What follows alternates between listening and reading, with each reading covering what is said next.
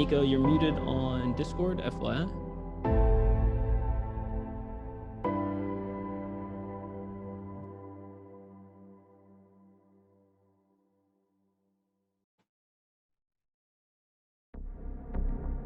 All right, ladies and gentlemen, welcome to the Elite Cup, brought to you by the practice server featuring Fortnite today.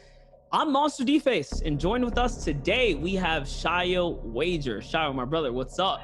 I mean, today, the last time I was on one of these practice production broadcasts, I was hyped. Today, even more hyped than I could ever be. International online competition, multiple regions. I don't know what to expect, but whatever it is going to be the greatest. Well, you can expect definitely a great show here for the Elite Cup, because we have specifically invited a ton of amazing players, all to prepare for the pre-Anaheim hype. And I think Shayo's camera just went flying off to the side, but don't worry, Nico's going to take care of that.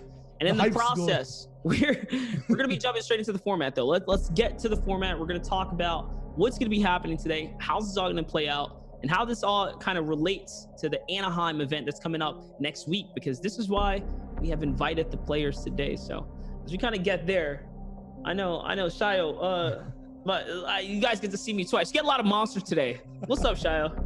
Yeah, it's Monster Deface squared today. The hype for me, literally going off the screen and out of the roof.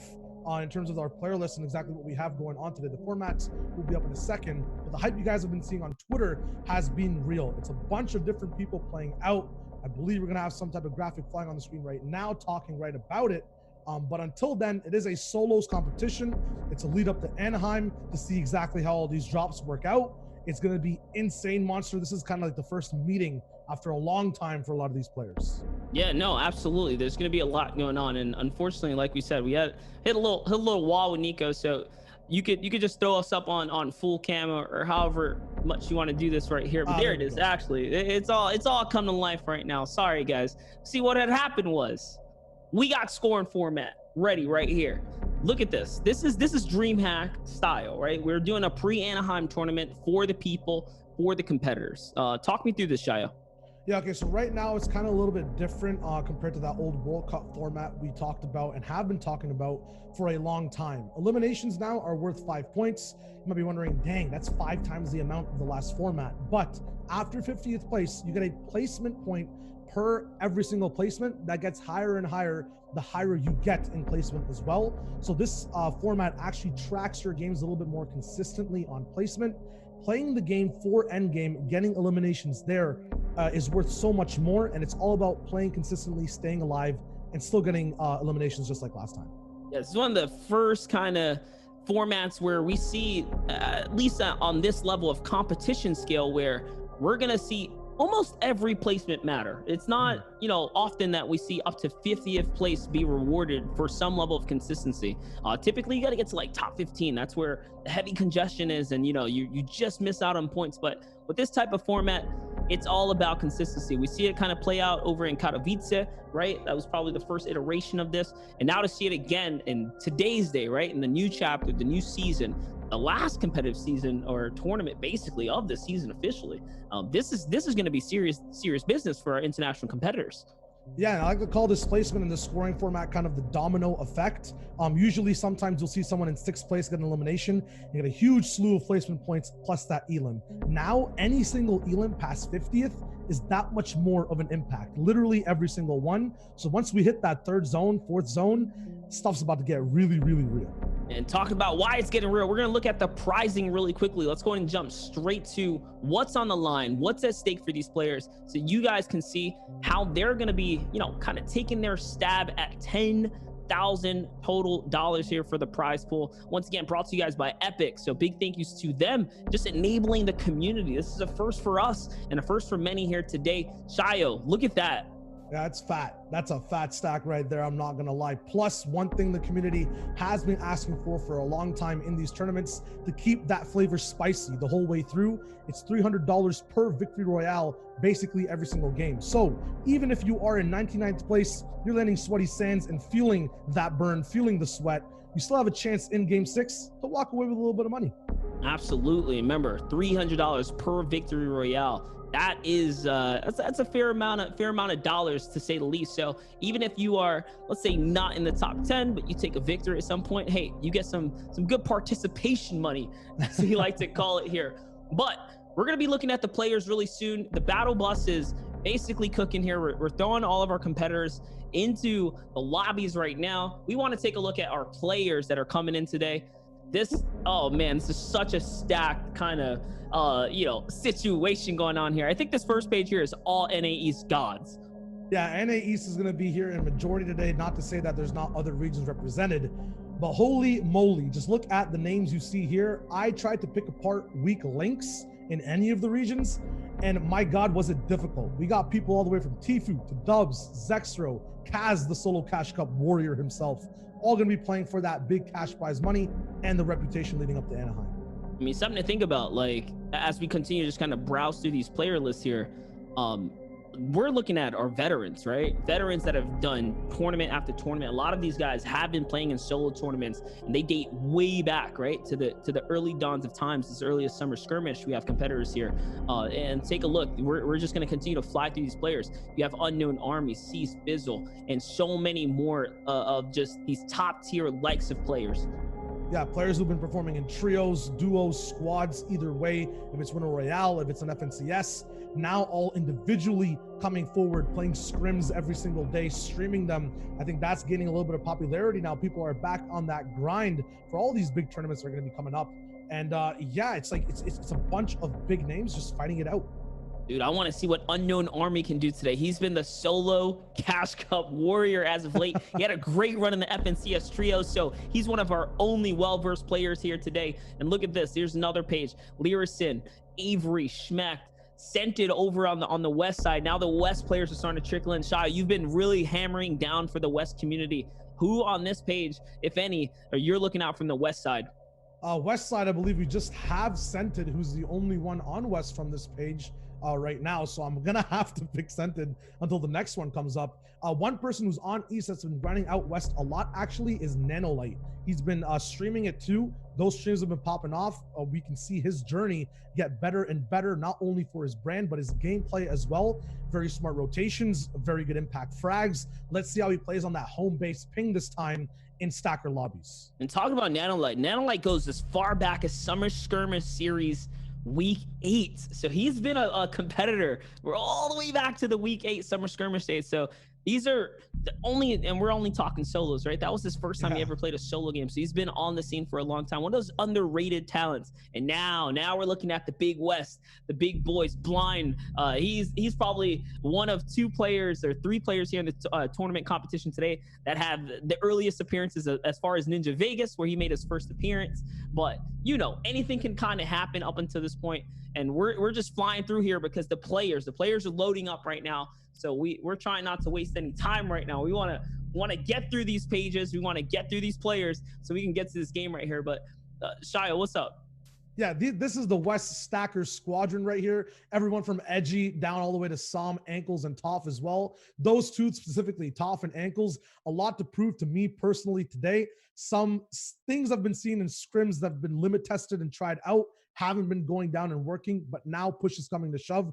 Want to see how they perform. And then all the boys over in that little high IQ squadron, all the people running west, I believe some of the most stacked and consistent scrims over the whole week, finally get to show what all that practice is about. Yeah, and 40-yard Storm, another player that showed up at Ninja Vegas. He goes way back. So West Coast represented for being some of the earliest players. I mean, granted, Las Vegas is close to the West Coast, so you know it makes sense that they would be the ones that were there as early as that. And now take a look here. This is our EU hitters. And guys, if you're in the Twitch chat, you gotta, like, honestly, you gotta give these guys the most respect, okay? And let me tell you why. They're playing from the EU. They don't care about the fact that all these games are going to be on NA East, all right? They're here to show up and still play their best games. Yeah, and they got 2 brains per head, basically, the amount of smartness coming out of this region. So to say they're at a disadvantage, I'm not sure, because the IQ might just suffice. Also to note, I believe that T-Chubb is going to be replaced with Aqua today. And if you saw Spades' name early on, he's being replaced by Colorful just due to scheduling issues. Still, top tier talent that's being played. And one person, I'm seeing him in the chat a little bit as well. I've seen my eye on Twitter clips, the way he's kind of changing the game. Anas 5388. This man has been VOD reviewed by some of the analysts in the scene. Man plays a completely different game sometimes than everyone else.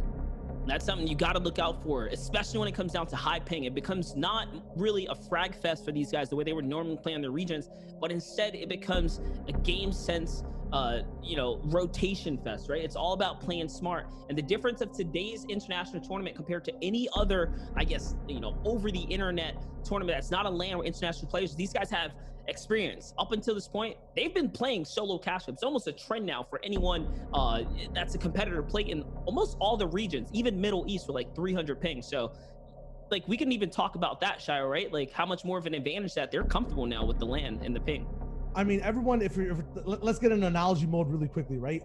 Everyone's comfortable with what car they're in now, regardless of what lane it's in. But now we're in a four-way intersection with no red lights. All these drop spots are finally going to merge. Whatever the ping is, as you said, doesn't matter. I believe they're all on the battle bus as well. So the acceleration pedal is being pushed. Let's see exactly how these guys play against each other as we hop into game one. That's right. The green light is underway and players are now jumping off into the world right here. We're looking at Sin Aspect. And remember, guys, we will have access to the spectator client today as well. So we'll be able to see just about everything. And oh man, Sin Aspect, what a veteran. He's been around for so long. Aspect and Animal, some of my favorite players to watch early on in the competitive days. We have Booga tuning in today. Everyone's showing up for the tournament right now. Yeah, right now going to be flying over into Lazy Lake, which is Booga's kind of spot. Doesn't matter what queue it is, duos, squads, trios, solo is going to be the main one here. Everyone is going to be basically combined and clash cross regional, seeing exactly how they play and exactly how they pop off. Right now, though, one of the things we do see in solos is that preliminary landing and beam that happens in a lot of places. A quick landing here by Macwood, who's been very hyped up and practicing grinding every possible ladder now against the top competition.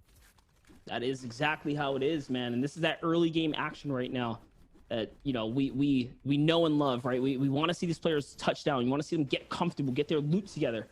Steamy Stacks being the place of the home for Macwood. And oh gosh, we have a fight already. We talked about Colorful coming in as a ringer basically to fill in for players that weren't going to be able to make do today. He's looking to break down this fight right here. Only held up on one more structure. A couple shots right here, Shio.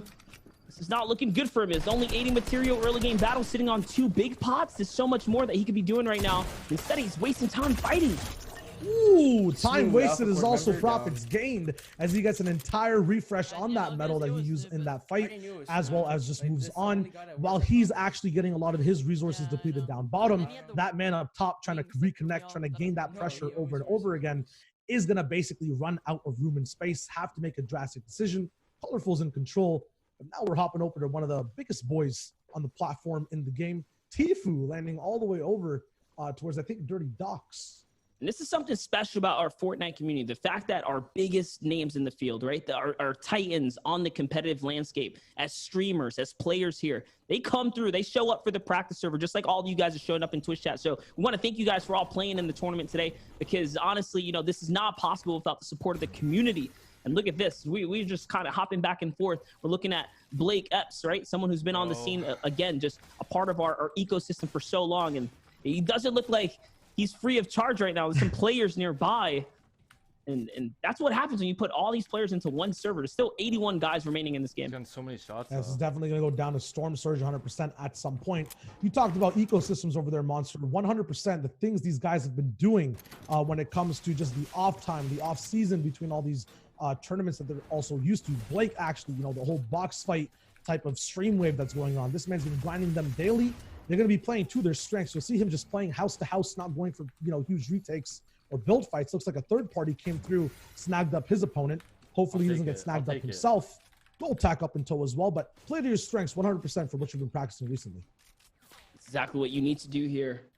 And you can see the kind of movement around right now. It's throwing down those pre-walls there. Incoming fire can be blocked. We've seen this a few times. I've seen this a few times where They break that lighthouse to get all the gear to fall down. Now, the spectator client gives us access to all players, whether they're streaming or not. We will be able to capture that prestigious gameplay here. And there it is. We're able to hear Texture here farming and then grabbing some material. And look at the map down on the right-hand side. There's players perched up on every single bit of high ground. There's even someone rotating down the river right now into someone that's over at the military barracks, and that looks like it's going to be a little bit of a standoff. This is the perspective. It's Booga who's over there. And this is kind of like the difference in regional gameplay. You're not going to be used to having all this happen because some of these elite games sometimes get repetitive depending on what zones you keep practicing over and over again. Everyone with the same drops, the same speed. Sometimes if you're not really contested by someone random. Right now, though, it's completely random 24/7. EU, NA West, and NA East all clashing, showing exactly what they got. We talked about Nanolite pre-stream in the pre-show as well. But right now, he's going to have an opportunity to show us what he can do in-game. 100% an underdog and has one of the loadouts you really, really want to be abusing in the mid portions of the game. Absolutely. The last time Nanolite played a solo game, he came 5th place in the Contender Solo Cash Cup. That was week 10 of NAE. So the last Solo Cash Cup, he actually came in 5th. He's at the top of his game right now. He is also dead center in the map right now. He's the only player dead center. And this is why in his recent solo performance, he has been so consistent. Now we're coming back to Aspect here, who's a part of that kind of like, you know, mesh of players outside that Loot Lake area. Also trying to take a stab at center zone right now. Look at the floppers in his inventory, Shia. Now we'll talk a little bit about the meta of floppers, harpoons, and RPGs. There's kind of a, you have to pick 2 out of 3 situation going on there. You'll see a bunch of people either with the full heal and the harpoon combination or the RPG harpoon, RPG flopper. It looks like a lot of people going for those heals, just testing out a safe meta pick for the end game. You'll notice as well, the player count not trickling down whatsoever. We're hard locked in with 80 players at the moment. Having shields, having minis, having floppers is so crucial in case things go wrong and you don't have enough tags. Luckily for Tfue here, Dirty Docs gets a little bit closer of a zone, doesn't have to move away too much, can go up on this high ground, go for tags like he's doing right now. But we saw where everyone else is in the zone. Booga's going to be right over this mountain, hold up near Lazy. Nano's going to be towards the center if Tfue keeps going. It's going to be not that much breathing room for these players to get creative on rotation. No, it's only getting tighter and tighter. And that's kind of what's going to happen here in the solo kind of format, especially, right? It's every man for themselves. So no matter where you go, you're going to have more factors to kind of worry about, more eyeballs looking in at you, especially in a solo format. It's where risk is at an all-time high. There's no time for error here. And just talk about a Schmeck making such a gutsy rotation here, not, you know, choosing to kind of build for so long, just kind of, you know, wriggling his way through all the builds there. Now we're coming with Vanished Jack here. We saw Jack on that first page up there with all the Titans to look out for in this season. Oh, he's not looking that good right now here in the Elite Cup today. 80 health, no shield. I mean, he got a fishing rod, though. This man can definitely, hopefully, even maybe fight all these harpoons towards that end game, try to get some type of say on an impact frag, but definitely right there, Monster. There's no chance of a normal game happening for him. Has to get real creative with it. With these stackers still, you know, barely even dwindling, I think second zone Storm Surge will start ticking in about 40 seconds. Right now, Larison on the other side of Loot RNG, looking very good, a little bit of a rainbow loadout, has some of the biggest amount of shields in Arsenal that I've seen recently in solo scrims, almost max big pots and room for floppers as well. This is someone we're going to have to look out for, see where he's landing later on today. Take a look at the overworld view right now of the map. Once again, we have that spectator client that allows us to kind of really hone in. Ghost Bizzle, dead center right here. Someone that we haven't seen quite shine as of late. You see Airwalks just south of him as well. And just on the outer outskirts of the zone there, Clicks, Epic Whale, and others, all just kind of hanging, right? Hanging around the outskirts, trying to get into their rotations. And look, Shia, the zone just pulled. It pulled right over Benji Fishy and company that are sitting over by the lake. Yeah, Lazy Lake, there's a bunch of different people who've dropped in and just rotated in earlier. Their loot might not be as hot as a bunch of people rotating later. That's why on Edge, you'll see a lot of people getting beamed and losing health a little bit quickly compared to those in the middle just getting shot by blue and green ARs. Right now, Jesus Christ, Animal, literally a monster moving forward with this loadout. Almost full fish and shields to boot. Man's playing a natural game, won't have a harpoon to kind of replenish anything, but he's going to be in a very good spot. And look at this here. We meet again. Mr. Savage and Benji have faced off as opponents in solos more than any other player in this tournament today. playing against one another 18 times. Just behind them is Epic Whale and Rex with 16 different total engagements over the course of their competitive careers. And remember, guys, we have the wonderful Prodigy Analytics in our corner, bringing us some of that extra just kind of insight and layer of depth to the competition on our competitors today. So all the information we need is going to be provided by them. That's a great pickup right there. Benji and Savage, huh? Always going against each other on EU. It's kind of crazy. Yeah, these guys who are basically Titans who have different game styles, we can delve into it just a little bit. If there's someone who just likes playing height and then someone who likes playing low, time and time again, if they never actually see each other and contest each other, they'll survive a lot and be able to place a lot and still stay high every single tournament. And I believe Benji and Savage have that type of different play style where in solos, they're so dynamic. They never really cross paths in that final end game.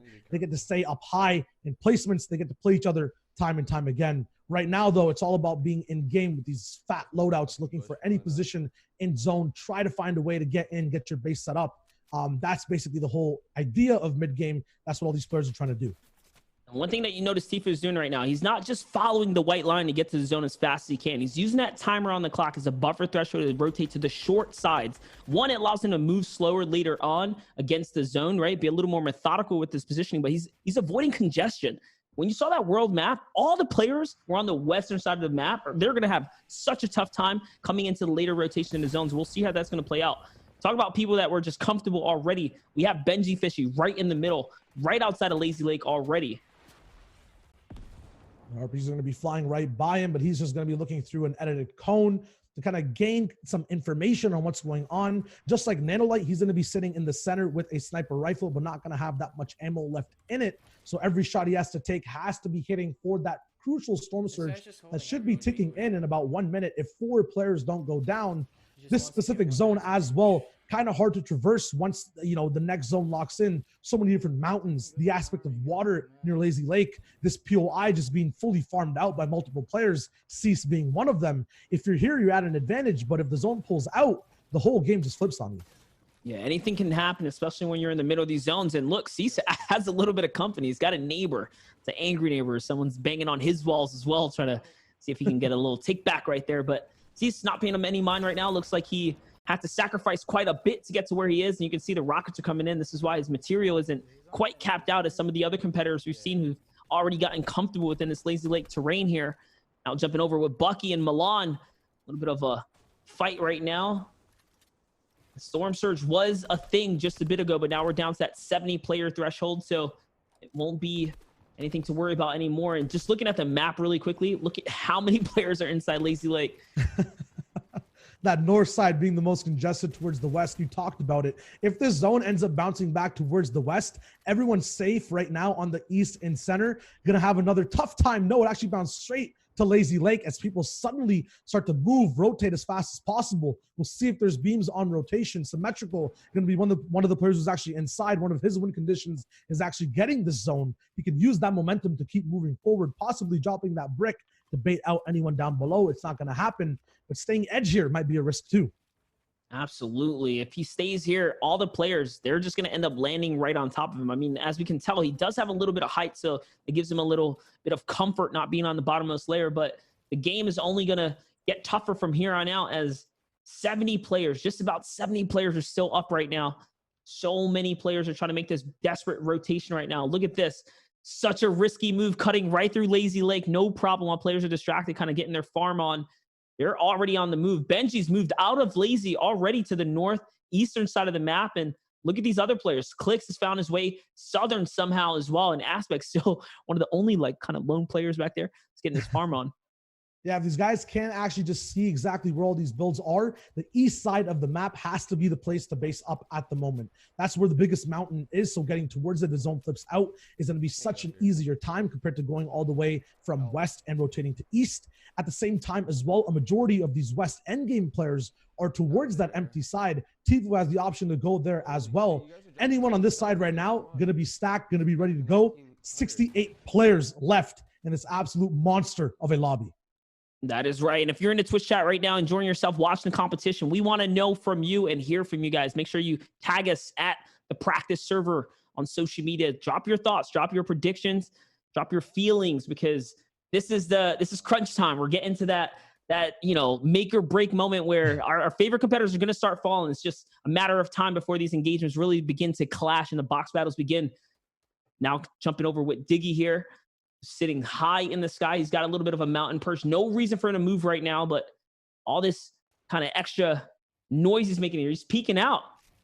Now, what does game one mean to these guys? Like, how important is it to have momentum starting off and going forward for this tournament? That's really what it all comes down to. It's about that mental kind of, situation you put yourself in. If you take that game one, you are at an all-time high. It also gives you just buffer, right? The winners of these tournaments, they're typically the ones that don't make a mistake. You can't afford to drop a game. So if you come out running, basically, all you got to do is continue to maintain a consistent, just, relevant lead in some way, shape, or form, and you'll be okay. You'll find your way all the way through to the back half of the tournament. So game one matters a lot. Game one matters a lot. Yeah, you talk about mental. One thing I'm be seeing in the chat, and this is one of the benefits of doing this type of production, we can see a little bit of what the community's saying. Creo being pickaxed by Unknown Army off spawn and Slurpee. Gonna see if that actually affects him in any way, shape, moving forward towards that next game. Will he change things up? Will he be a little bit more aggro? We're gonna be left to see that. Right now, though, Kanata, it doesn't matter if you're aggro, if you're making decisions. You got to move and pray the server doesn't look at you all the way towards an opposite zone or a central zone. So many builds in front of him. Can he take the river? It's a question to ask. Mars, though, one of the experts when it comes to solo play, when it comes to mental proficiency. He's going to be almost in zone. Zone's going to lock in. Now he has to move. Very close rotation. 65 players left alive. He has the tools of the trade as well with the AR. Not that much ammo left, though. Mars has been taking top position since the Blackheart Cup when he made his first kind of big debut break into top 10. Now seeing him in the new chapter, Mars has been still, a solo competitor on the scene, but lately hasn't been taking any, high performances, if that makes sense. And he's super high placement spots. So today's his day to kind of make a kind of resurgence for his name here as a solo competitor, because he's someone that was feared in some previous metas. And this is his opportunity to kind of come back here. Take a look at the world view. So many big names that we know and love still alive. This is just looking like a scary lobby to be a part of. You can't even dissect that. It's just scary. It's a horror story. We have Unknown on a mid-ground brick box where we literally just see him getting every possible dink out if possible. And then we got Cooler Aqua all the way up top, staying high, fly, waiting for the whole server to kind of move around, see what he can do. These guys are in their winning condition. Rex is just alive in endgame. That speaks monumental, complete disaster for a lot of other people, because the only time this guy doesn't place is if he just doesn't get out of mid-game at all. Here's Unknown in his box with an AUG. Doesn't have too many shots left in it, but I only think he needs one burst to make sure he lands that impact frag. One thing we know about Unknown Army is that when he gets on fire, he comes in hot. He continues that streak on and all the way through. In addition to his first place over at the NA East FNCS squad finals with Kez, Ronaldo, and Avery, he also boasts up 11 top 10 finishes in solo cash clips. I think it's probably the most of any player ever. Maybe like Benji. I don't know. Benji's got a bunch as well, but that'd be a fun kind of stat to know. But yeah, Unknown's crazy with it. Unknown's crazy with it when all those kind of, semi-final qualifier lobbies, but definitely the question is when it's up into that big boss, the high roller table, will the man be betting big or will he be folding out ultimately? Right now, Storm Surge is going to be the one thing that's going to be on the mind for a lot of people once we go into this half and half circle that Fuzzy gets the absolute central position on. He's above, he's big chilling, but someone is knocking on his door.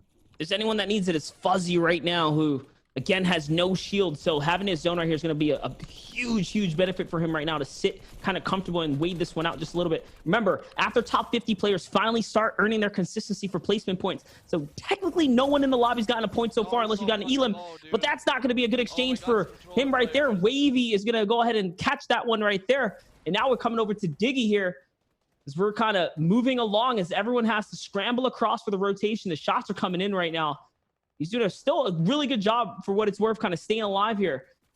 Jumping with Elevate's perspective. He's also on the short side of the rotation here. Has to heal up. Getting back into his little analysis roots exactly and how to dissect the game is what Elevate's kind of been preaching on Twitter. At the moment, though, as we move off of him, everyone's going to be going in towards that left side of the zone. As soon as you peek over the high ground, like we saw Diggy do, that's where you have to use a majority of your mats if you don't want to get shot. Exactly Kanata's game plan moving forward. No shields left is kind of the theme we're seeing for a lot of people as well. He'll have to pop a med kit before he gets in the zone. Diggy, Kanata, Elevate, all the players here rotating on the same exact side right now. Little box fight. Kanata's going to go ahead and not win the exchange on the shot right there, but this golden pump can really bail him out of any situation should he need to. So he is still all right. He's going to go ahead and opt in to pop that second med kit now. Probably the last opportunity he's going to get here. Now jumping in with Macwood is doing his best to go ahead and tunnel in. 43 players in the lobby, so tons of players have now dropped since the last time we checked in with the count there. Macwood's got all kinds of pressure in here. Material still looking very good for what it's worth, and it's going to double back from the way that he just came. Yeah, this is, I was going to really mention it. Going all the way over from Steamy Stacks and arriving all the way here, having max without an impact frag, I believe, even if he does have one, ending a fight that fast mid-game, if you took a part in one, is just amazing in terms of a game plan, in terms of pure game sense and rotation. We'll see exactly if you can follow through with that. But still, on high ground form for zone, it's cooler Aqua, who's going to be all the way up top with a huge investment, with the zone bouncing back as well. I guarantee he's going over old mats. So many people just kind of walking around in that mid ground, so many big names. Can they be taken down from all this pressure? Aqua's sitting so pretty up on height right now, and those metal cones, we'll see if that ends up playing a factor here. I think it will, though, because the zone, like I said, is going back for the majority of the players here. Zextro using a little 2-mat material conservation rotate right now, as is High Sky. These, again, were popularized by players like Booga, who really love to do these over-the-head ramp rotates. And now look at Aqua's perspective here. He's jumping down. He says he wants a piece of the action here. He doesn't care if he's playing from the European region. He's ready to bring it here. He is on hype for game one. Things are looking very good for him right now as it stands with this burst. It's all he needs to lay down some big shots. He's got actually a maxed out loadout right here. It's perfect for the pressure play that he needs to put down. Yeah, definitely all the gas being pushed straight through. The question is, what turns do you make? As well, all the way from height, you have to be taking a part in that checklist, just like Animals doing that mid-ground one where you just move forward, look away, box to box after you box up, and look for beams. Be careful of your back, wait for zone to pop. Does it bounce back? Yes, just a little bit for Animal. For Aqua, it's a completely different story. You have to make sure you're taking every single mid-ground player down with pressure. If anyone gets a little bit even of a chance in zone with floppers, your entire game could be taken away, your win condition robbed. He's going to be very careful reconnecting as he moves forward. Exactly why he was pressuring Cease for a second there. Zexo tries to make a stab for the high ground there. It's not going to be enough. Aqua catches him in time. Cease is going to fall to the storm because of the damage that he did. Just that little bit of holding. Now he's going to box with someone. Can he make the shot right here? It's Nanolite. Now he's going to get hit just enough. And I think the zone's going to take him out right there. That's going to convert for Aqua. Aqua is running the show right now. Running the show, absolutely, but there are some commercial breaks away in his builds from all these P90s that are getting wrapped all the way back straight towards him. He does have floppers to stay in zone just a little bit. The zone is basically his allies. This man just might be playing some duos right now in the way he's manipulating all these players to stay in it with this P90 pressure. Ammo still 100 bullets left of light as he drops down for that final 8 zone conversions before the 9th. Riverson up in a little bit of trouble. I see Riverson was just popping off in the feed for a second there, catching Lyrison. He's in the thick of it, down in the trenches in the low ground. Now Diggy, also no help. Riverson's going to find another one somehow, still in the run. That's going to be the replenish that he needs. Diggy has only 27 effective HP right now. He's looking at the storm here, and that's not going to be enough. One AR shot's going to take him out. Riverson from the storm zone is going to send in the rocket, and the high ground is his now. Aqua is no longer free, but he's going to find a quick pick in the bottom half right here, Shayo. EU was on top, but West is suddenly taking over as Riverson makes a huge flopper play. No mats available to the close range. Tac versus Tac fighting. Aqua is the one that flows, comes out on top. Europe takes game one. Not enough. Even with the height coming back, Riverson had a fantastic time in the low ground. Somehow, Europe manages to secure game one. I mean, they don't call him a world champion player for no reason here, don't they, Shayo? No, that was straight up just a feint and a big left hook straight back on the river. Give him the game, the position just for a little bit. But Europe, as you said, World Cup winners. If it's duos, doesn't matter. Solos just bounce straight back and take that title too in game one. I got one thing to say, Twitch chat. Can I get an EU on top, please? Just real quick. Okay, I see you guys. EU really popping off right here. I can't believe Aqua came through and represented for the boys, even against all odds. I honestly, I gotta say, I didn't think it was gonna be possible for a European player to, make it happen under these intense settings. I mean, there's so many players that we didn't see at all, right? Mongrel was not a factor at all for a little bit. Benji was sitting comfortable in the middle, and then like Aqua out of nowhere had height. But for what it's worth, West as well. All these players that like are battling these pings, they were the final ones in the last circle. Yeah, everyone who just wasn't first was basically a West player all the way till the very end. These East players getting taken out time and time again near that storm in the third circle. Big thing to point out in terms of EU on top, Aqua literally on the highest point of the zone, I believe starting halfway through fourth circle and holding it the whole way through. If ping is a disadvantage, stop building roofs above your head essentially was his win condition there. That's so hard to do, so hard to map conserve that whole way and block pressure off of people on lower ping. That's just amazing. That's a great thing to note, right? Like, yes, Zone played a big part in the fact that he was able to rotate that one time backwards. But even when we tuned in with him, he had so much material. He had at least 300 or 400 brick. He was still sitting on all his metal planks, and he still had wood to kind of have a little bit of buffer and comfort. When we saw him pick up the elimination on Cease, he was still comfortable. He was never in shambles, forced to go down to low ground. It wasn't until Riverson's rocket launcher kind of changed the dynamics a little bit and forced him to come down. But I mean, he hit his shots when it mattered. Yeah, it definitely was enough for Aqua, wasn't enough for River all the way at the very end. But we talked about the format previously and early on. These players getting all the way up to second, third, fourth place, if they have enough eliminations, might be taking over Aqua. But after I saw him use that P90 all the way from 6th to 9th zone, he might just be the one on top. The DreamHack format, though, is very fair and accurate based on how these guys are playing these final circles. That's right. It's all about performances here because consistency matters. Like we said before, up to 50th place players start earning placement all the way through to the very end, and eliminations are also kind of staggered to make sure that they mean a little bit more so that everything is kind of balanced here. So you could be popping off and just stay consistent and still be in the lead right now. But I'll tell you this much, Aqua's the only person who's actually secured a couple dollars here, okay? Because for every win, you get 300 bones kind of tacked onto your prizing that you might potentially win towards the tail end right there. So Aqua taking game one still means a lot. You know, he's got a nice little $300 holla in his pocket right there. And history also shows for EU, this is one of the reasons I'm scared. They have that reverse sweep classic. If there's ever a European player in first, second for the first 3 games, these guys just get flipped over and then drop down towards that bottom, not the bottom 10, but the lower bracket of the top 10.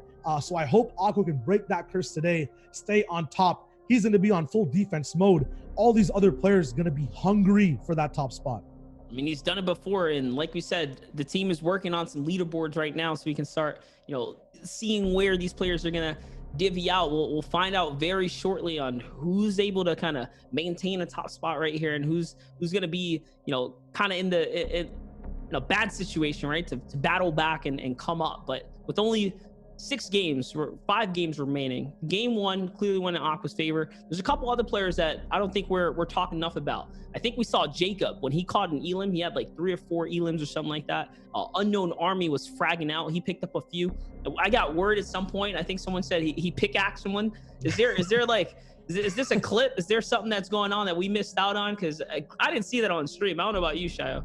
Yeah, I think I saw it. I saw it in the actual the Elim feed, and a bunch of people in chat freaked out for about 10 minutes, but it was Creo mentioned mid-game who did get, unfortunately, pickaxe, so the revenge might be coming back in Slurpee, seeing who's the king there, possibly. Not sure where they're landing, but it'd be dope to see early on. Also want to see exactly how Aqua's early game was, where he had this magical landing spot that earned him height, and then every zone after the fact in flexibility. But once again, right now, these players know from games 2 to 6, there's going to be Storm Surge in Zone 2. There's going to be Storm Surge in Zone 5, and then 6 all the way to 8, which is kind of how it was. 41 people in moving circle. Mid-ground's going to be very hard to play.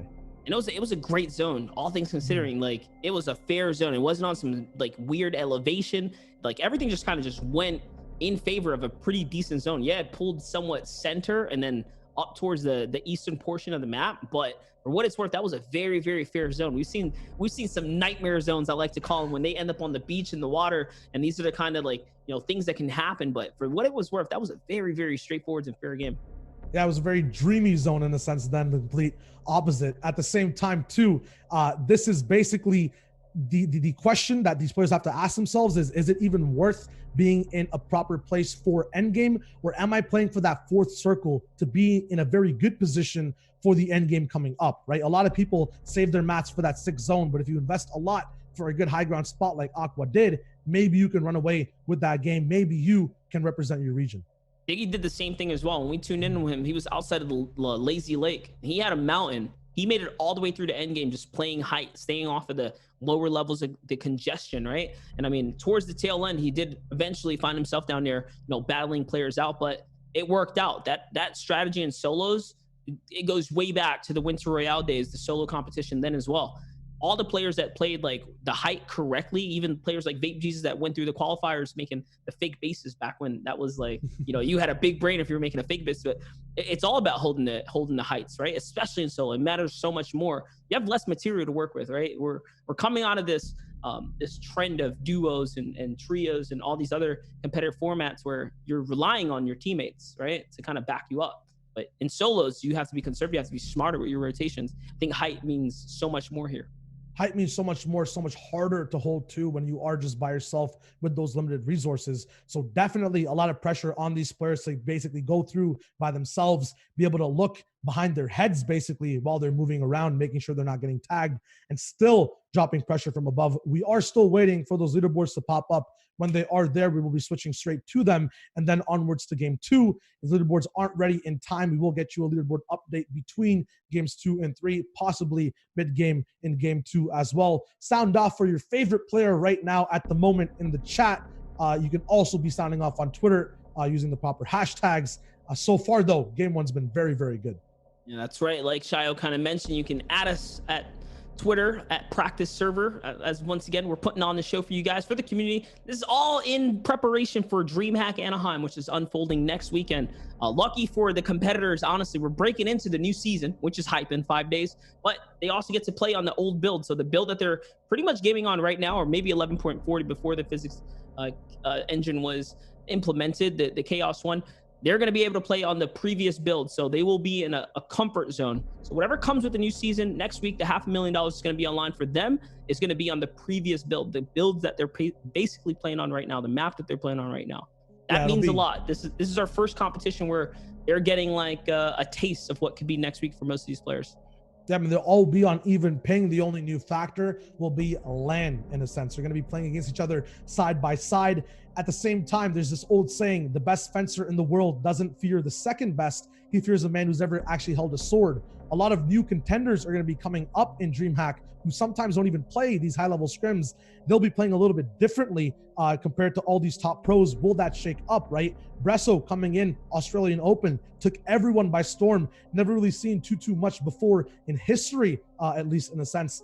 Could be similar in DreamHack. Aqua can shut down Nanolite on height, but can he shut down a man who plays mid-ground so differently? That is right. When you put players together, like styles together, right? Anything can happen. Some people might look at certain player tendencies and think they're psycho, right? Like this guy's going for height in zone 6. Like, what's going on, man? But anyways, you guys wanted it. I wanted it. Shia wants it. We got leaderboards. Let's go ahead and take a look at what's unfolding here in the top 10, or looks like top 16 for us. Already Aqua. Look at how close it is to Riverson right there. Yeah, that's all about those elims all the way towards the end of the game. Compared to the World Cup format, this DreamHack kind of format that's kind of being implemented now, first and second in placements don't have that drastic of a difference. So if you do end up getting a few more elims, you can catch up and have a very similar point threshold ultimately at the end of the game compared to other people. Now, going all the way down from 3rd to 8th, Diggy, who we saw and Monster mentioned a lot from mid-game making the moves, comes up towards the end on the leaderboard up in 3rd place. Unknown is also going to be rocking there at 67 points. All these players in the top 10 have more than 3 eliminations. Realistically, all the way down to the 16th player, it's anyone's game right now. Everyone up here has eliminations. Everyone up here was earning their placement. Even Dubs, you can see him kind of lurking there in the 14th position. High Sky, some of our best solo competitors are still creeping. Don't count them out just yet. But as far as the European region goes, Aqua's one of the only boys up here representing for them. This is crazy right now. This is definitely a lot closer than I thought. Heavily relying on the eliminations in the top 5 leaderboards, or for the leaderboards right now. That's what's keeping these guys kind of in the running right now. Yeah, Finex and Bat Sniper are also going to be representing EU. We'll see if they can bounce up, take some of those top 8 spots. That being said, we just did start that game 2. We are in the battle bus. People have learned from their mistakes in game 1. We'll see exactly how they switch things up in game 2. Will Aqua be on height again? Will Riverside end up winning that final 1v1 is the question as we tune in with Diggy who's going to be dropping. Diggy really did have a great performance last time around. He made it all the way through to the back half of the game there, and we're going to be hopping from perspective to perspective right now so you can see where players are landing. But take a look at where he's at. He's playing that snow biome to the southwest there, and now Aqua's over at the Steamy Stacks. I want to know who's landing with him, though, when he does the sweep around. It's Moki and Macwood here who are giving him a run for his money. He's our first place kind of leader right now. Obviously, our game one winner. I wonder, does he pick up early eliminations? That would happen in the previous run that kind of set him off to a comfortable start, or is he going to be looking to bail out of here and just keep his lead right now, right? Because placement means even more. Yeah, Macwood all the way on the backside, kind of untouchable when it comes to Aqua moving forward, trying to get the elim on him. And we did see Mac a little bit in endgame. Not sure if I saw Moki at all last game, so it might be someone Aqua is trying to pick on all the way up in this early game. Once again, looking at his loot, my man has a basic loadout with a lot of ammo just off of one building and full shields with more full replenished to boot as well. This is a crazy loot path. And one thing to mention just before we kind of let go of Aqua there was a player over on the beach. Could it be Tfue? Is he playing the Steamy Stacks kind of area? Maybe there's a little too much going on in the geography there with all the players, but we'll find out as the feed might potentially light up at any second here. Back with Diggy here, who we know is playing this back half. Diggy's looking to have another consistent performance right now. He's just going ahead and getting his material together. Now jumping over Riverson. Sweaty Sands. Sweaty's like the tilted of the zone here. You see that Mitro and Zate going toe-to-toe right there. Hydra's going to pick up Andretta in the field. And I see another player off in distance, Epic Whale. Yeah, Epic does ultimately end up at that castle, then come rotate in and get any extra loot or mats near Sweaty. When it comes to landing Sweaty, though, a lot of West players do end up rotating here from that north side of the zone. A lot of East players like landing here ultimately and then moving down fast. Might get a little bit of mid-game picks and some Storm Surge. When regions clash, these win conditions might not go down. You asked about Tfue Monster. Here he is in the middle, actually, of Dirty Docks and Steamy Stacks. This place, you not really get to see too many people, but you get your loot up really fast. So it makes sense. Tfue was playing very, very close to the beach. Looks like he's going to snag that early loot there and then rotate up to that military base that's nearby. Unless it could be another player. But regardless of what, we have Schmecht here in Pleasant Park just kind of hawking the field right now. Sitting on height, which is kind of awkward because the longer you sit here, the least time or less time you have to actually farm and get your material together. You can see he's losing out on a lot of time efficiency right now. And it's because there was a player right underneath. I figured there was someone nearby, and that's what happens. You just stay there for too long. It's Clicks who's gonna catch him from the side there. I think Clicks was a player building up to the brick in the background. So whoever he was fighting Schmeck there, that guy's gonna be upset because he doesn't get anything for it. Schmecht as well, one of the underdogs early on from that pre-show we talked about for this competition, was having some troubles finding a solo drop spot and getting into endgame. Looks like those troubles kind of continue today, but hopefully when we adapt and players are more adaptable than kind of game prep planned, if he just starts to learn from games 3 and 4, games 2 and 1, games 5 and 6 could be pop-off potential. You have to remember, if you win a game, that is still a lot of money, up to 7th place in terms of overall placement, worth of money, $300 per Victory Royale. And take a look right here. Not the first rodeo of all the players say. Benji Fishy leads all players having competed in 35 solo events, followed by Mars with 34 and Epic Whale and Mitro at 34 themselves. So a lot of players here that have played a ton of competitions here.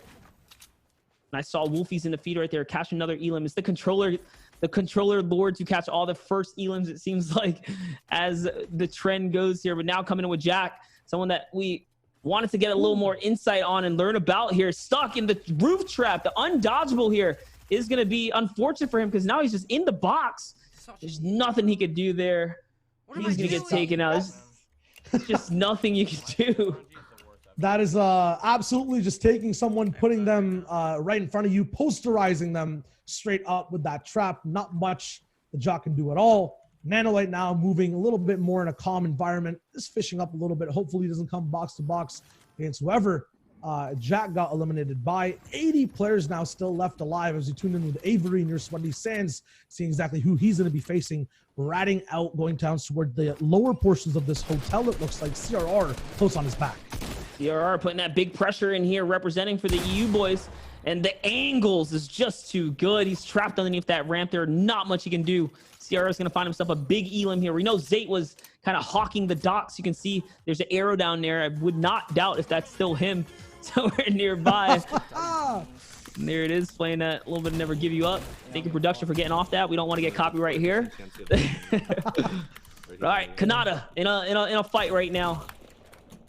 Yeah, we'll see if Kanata was going to be in trouble. The wall is actually going to be taken. The one shot actually dodged by the crouch. The second shot going to be landed over by the right side peak jump. Fast moves by Kanata. His calculator is going to be the one that's going to be fighting him with a flashy new name. Will the shots going to be are the shots going to be able to follow that name though? Is it going to be calculated, or is that calculator going to run out of battery and ultimately fail? An SMG there to use is going to be huge to pick up, but not that much HP available for him. It's a big pickup. Hydra lurking nearby, jumping behind the tree, letting him know, hey, I'm right here. Those little jumps right there that he's trying to play for information are not going to help him at all right now. Kanata bounced back. He's popped all of his shields, so he's got everything he needs. And like you said, Calc here. Calc's not looking that good right now. He's wasted so much material. He lost the lead on the fight here. I love what Kanata did in the battle as well. He ducked underneath the kind of high wall edit that Calc was trying to put down on him. And look, I think he realizes, like, hey, you stop pushing me. I want a piece of that. And there it is, the God edit, little top 3 box piece. He's going to open it up, give Calculator a little piece of medicine right there. He's going to take him right out. Yeah, no medicine's going to save him from a peanut butter allergy right there. The classic 3-wall edit coming through. And Tfue now stuck a little bit in zone. We'll have a bandage cannon to be able to take him all the way through towards that mid game. The server actually dwindling now. 76 players left alive. A little bit of struggle in getting those bandages off. Aspect though, we saw his old duo Animal going to be in a very good position last game. Can he be in a better one? No RPG rockets available, which means the pressure's been on in this fight time and time again. Can he get in and get a shot down? Is it possible? No, a trap there to kind of relieve a little bit of pressure. Metal walls all around. He's done a good job dodging the ramps right here, just playing around the edits. And even with the distance here, all he needs is a couple shots to take the lead, and that was like a little bait on the trap right there. It's not going to trigger at all. Look, he's just waiting. He wants the edits to come. He does not mind going for the 50-50 right here. I don't know if it's worth it, though, with no shield. All right, he's going to go ahead and hit the full reload here. Aspect so aggressive here. 40-yard Storm's going to fall to Aspect. That one ramp being the difference maker and kind of canceling out the trap right there. The question is, was it worth it in total? Because look at his total inventory now. No shields, 1 flopper. The mid game is basically essentially already started. So much loot's kind of been taken away and around from the map. Rotated ramps might be helping him in box fights, but I'm not going to be sure that that's going to be the key in making it towards the end game. Zexo, once again, we saw him playing over last game towards making it to 5th, 6th zone, ultimately got taken out. He's in a much better position loot and ammo-wise, and Matt's as well, very, very healthy. Can he survive? And we got a little bit of information here. So came to play in game 1. Aqua had more eliminations, 4, than he did in all 6 games of the World Cup.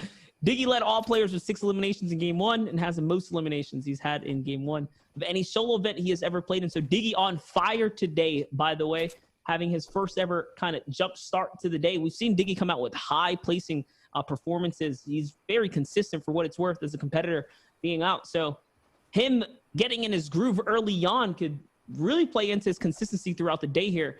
That is going to be the story we'll have to see if it unfolds for him. Yeah, I want to see if Aqua actually gets to play this game on height without a P90. If that was the magic maker last game, what's going to be the one this game? He does have a big pump to boot if he box fights from mid-ground, but playing mid-ground on that high ping going to be so difficult for someone. Still, the player of his caliber, he can be the one to get it done. Tfue still moving forward, has a little bit of a trouble in getting towards the proper spots for this map. If the server does bounce back towards up on the north side, there's going to be a lot of trouble for him to rotate. But if it does bounce south, he's going to be in a very good place to play the game. This is 2 games in a row where Tfue has a relatively good zone, though, for what it's worth. Even pulling down here to Misty, this is him trying to avoid the congestion of players that are going to be up on the northern hemisphere of this zone right now. So very well played by him. Mars, someone, like we said before, has had a ton of competitive experience, especially in a solo setting here. Now looking to kind of take this height right now. He's cranking up a bit. Okay, he's disengaging. He sees the zone is going to be a long stretch. He doesn't want to waste any more time here. This is going to cost so much material. Of all the types of ramp variations he could have did, these full ramp tunnels are going to cost so much right now. It's the little things that are going to kind of catch up to him. And who's the pressure player here? Is it Kanata? How's your game, Priya? Yeah, looks like there's someone boxing all the way out. Kanata on the back. That's a nice little tag towards into that brick.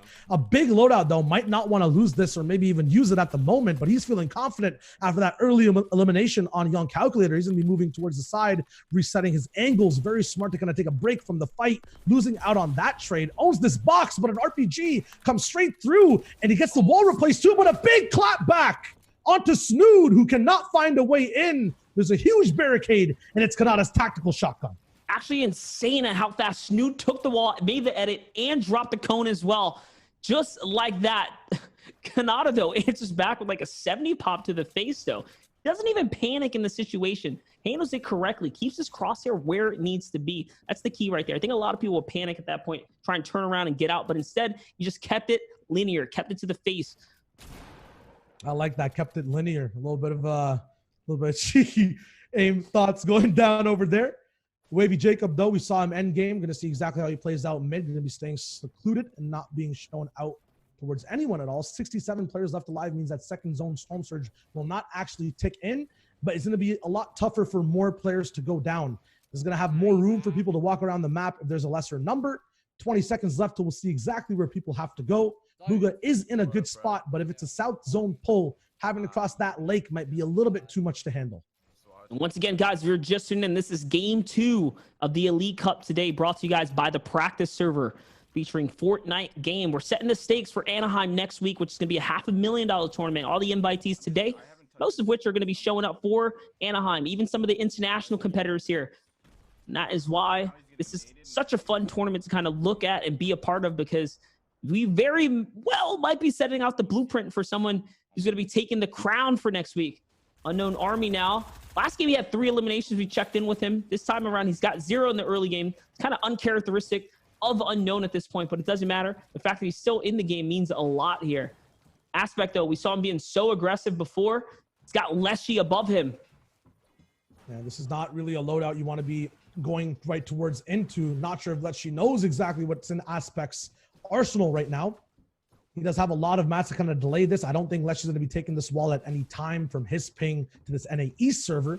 At the same time, though, if he did get these tags on the Aspect, no shield means that the fight could be slightly even. Looks like Leshy also has an SMG that's going to be being sprayed forward. That RPG might be the difference, though. Ooh, third party coming in. Aspect now stuck in a pinch.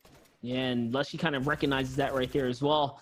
And the shots are still coming in. So now Leshy's got full dead to rights right here. He sees the white damage. He knows he's very weak. There's not enough time in the world for him to pop this mech at this very situation here. I think Leshy's trying to set up the phase into the box, though. Notice how he's standing on top of that cone right there. No fear. He's trying to see if he can bait the peak here, looking for the angle, any shots that he can put in on Aspect. Aspect now finally finds a moment to kind of gather himself here and switches back to hard material. And this is just a tight situation for him to be in.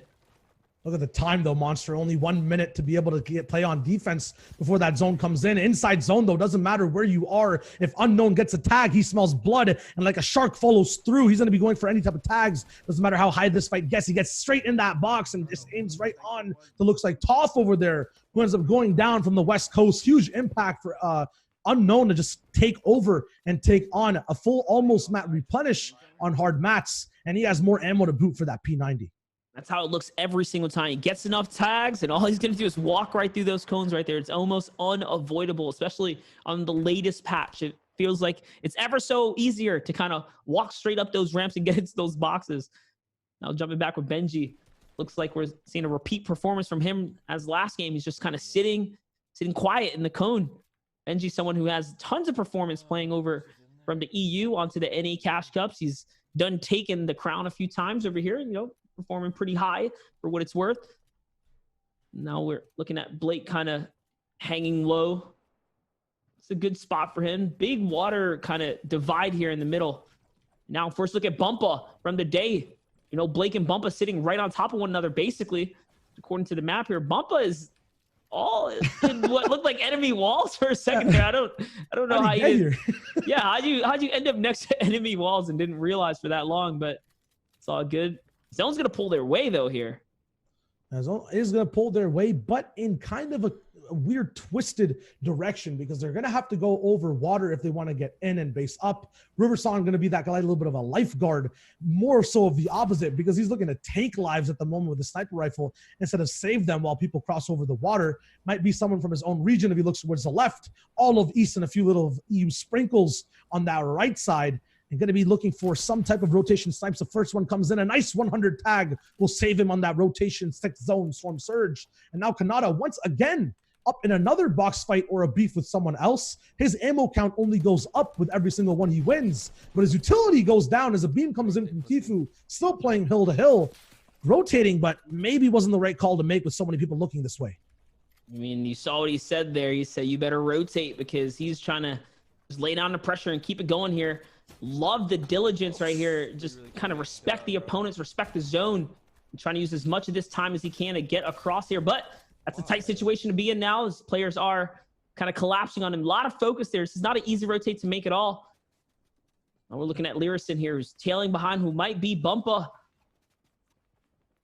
Lyrison's just pausing on the bridge right now. This is one of the only pieces of land, one of the only masses of land to cut across here unless you want to take the swim in the river, which no one wants to do at this point in the game. Congestion is going to be very real soon, Shayo.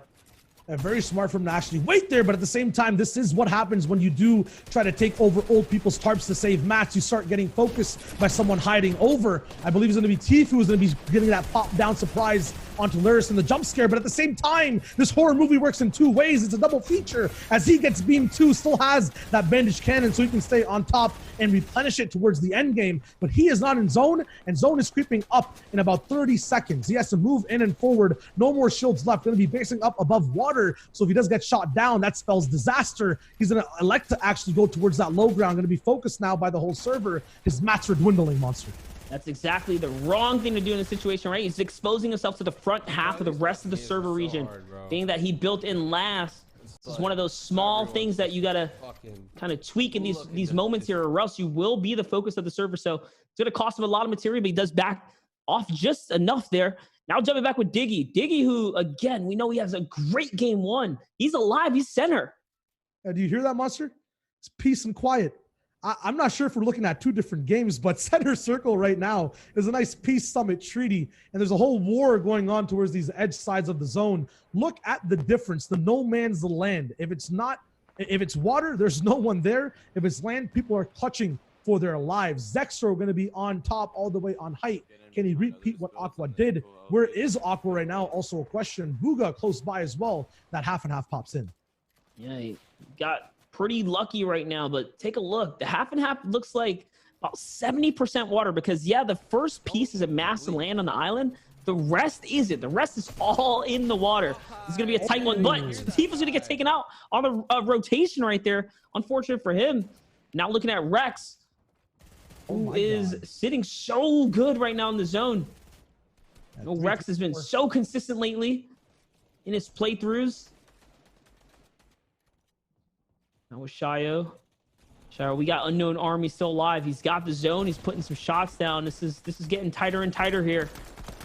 Now breakfast time. He's going to be cracking a lot of shield eggs all the way across that water zone if everyone wants to swim in. Mongrel, though, the first time we're going to be seeing him pop off in this tournament. He's going to have a very nice side of the zone as well. Rex is also in his win condition. More than 1,000 mats left. Mid-ground in half and half. It's anyone's game. Right now, what I can say is I don't think I saw Aqua's name up there, but I did see Diggy fall as well in the feed. So Unknown Army could very well be looking to snatch away the lead and break away with a big chunk of points here. So long as he stays consistent, look at the shots being put down right there. It's not going to convert to him, but there's another one there. He might be able to pick that one up. And now Animal's going to find himself with the fortune's favor here. He has the zone. He's got a piece of land. He's got some height. He's not playing with that low ground congestion. This is looking really good for Animal right now as well. He's got, look at how many floppers too. Oh, 7 floppers. That's more survival. Mid-ground layer, that's a little bit just kind of his own on zone side, even more survival. The more you survive, the more placement you get. That's what it's all about. You mentioned not having Unknown get that elimination a little bit bad on his points, but at the same time, that placement gets to survive for him. He gets those points. Every single one now past 50. I think we're down almost to the final 20 is going to be huge. No, it's 30. Storm Surge still here. Elevate in his mid-ground layer. Doing a great job positioning-wise as well. Flipping that ramp out and just giving himself a different angle to play on his opponents right there. Is going to keep him in the run right now. Now we're jumping in with Zate right here. Just making a rotation here, trying to conserve material right now. I don't think he has, or I should say there is a player above him. You can see the way he's being semi-cautious right now. And oh gosh, there's so many players nearby. He's going to get low ground peaked. I'm not sure he's going to find him, but he's going to get taken right out just like that. And back with Elevate here, who also has no heals right now, but he's got that harpoon. It could be the deciding factor of whether or not he's able to bounce back in just a couple seconds here. 26 players remaining. The zone's only closing. Everything is moving right now. It's only going to get tighter here. See what's going to happen. Great shots. It's just all pressure zone right now. Yeah, 100%. That first kind of sprint got down from the 6th to the 5th to the 6th zone. Now the second sprint starts and everyone gets a breather. It's going to be Dubs, the solo warrior from East all the way on height. Kaz going to be going down, but cannot convert over to Dubs there. Looks like Saf also goes down. Twifo going for a retake. This man, the creator of all the retakes on the server. Animal actually going to be sneaking over after that. It's an East on East type of distraction mission for height. Dubs is going to actually keep it, but the hard mats and the total mats on himself are going to be dwindling for this end game. That's going to be the difference right there. Those 2 cones that he puts down so Animal could not ramp up and over. The quick edit allows him to kind of secure it here, and that's his main focus point. This is the guy he needs to look out for. Animal's actually choking a couple edits here. He's eating a lot of storm, but remember, he has 8 floppers now. He somehow finds another somewhere along the rotation. Dubs does not let his guard down, though, and this is why Animal's hanging out. He's like, all right, you want to watch me? I'm going to sit here. I'm going to heal up. I'm good. And now in comes Animal from the zone side. Once again, trying to time his push in perfectly. And Dubs is probably wondering how in the world is he able to stay up here for so long, but without the material, he knows he can't contest it, so he jumps down and gives someone the action, and it's Assault who's going to win the exchange here. And now Animal has the height. It's all his. He's got the material as well. Yeah, he wanted that real estate. He had the cash. He got the house ultimately. And now going to be moving forward with 2 more floppers as well. Has not that many mats, though. You talk about the investment after getting pressured from Dubs. The other thing, too, if height was battling themselves, mid-ground's just kind of been active. I've seen Twifo, who was almost second height, go down to Fernando. I believe, we saw Dubs drop down to Assault. They both got eliminated, too. Low ground is the actual place that's eating most of these eliminations compared to height on first game. Assault actually still alive as Clicks is next to his box. Lets she down there as well. And Animal finally drops. Kanata is the one who has height. Somehow sneaks his way through the zone here, and Animal is forced into a desperate situation, has to go for the shotgun trade, but he actually mistimes the shot there, losing out in the exchange. And whoever that was did not even have a lot of help. And now Kanata's got all the height. He's got the material as well. This is his game to win. This is actually one of those rare circumstances where it's going over all these old builds. That's why we have so many players alive right now.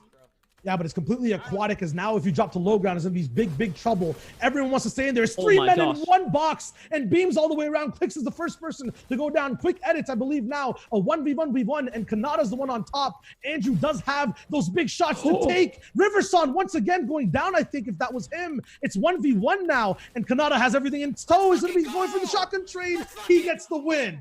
That was so close for a second there. He almost lost it, whiffing the first shot, but Kanata is going to clutch up right there. I think that was against Ghost Assault. Assault had 3 players in his box, Clicks, himself, and someone else. It was just going down for a second there. Somehow Kanata just sitting in the zone for a little bit. The name of the game, the floppers. Even with Animal's lead on height and 8 floppers, it was not enough. He just didn't have enough material to stay up there. Kanata timed it perfectly. He kept a low profile and then just snatched it. And that was his game. He just walked into it. Yeah, anyone mid-ground there must have been really confused with no pressure from height. Height just so hard to track as well, with people trickling down over and over again. You open the map to be somewhere near central zone. Many people don't have to actually move around and use those many heals. We'll have 12 floppers in the end game. It'll get chaotic all the way near the sky.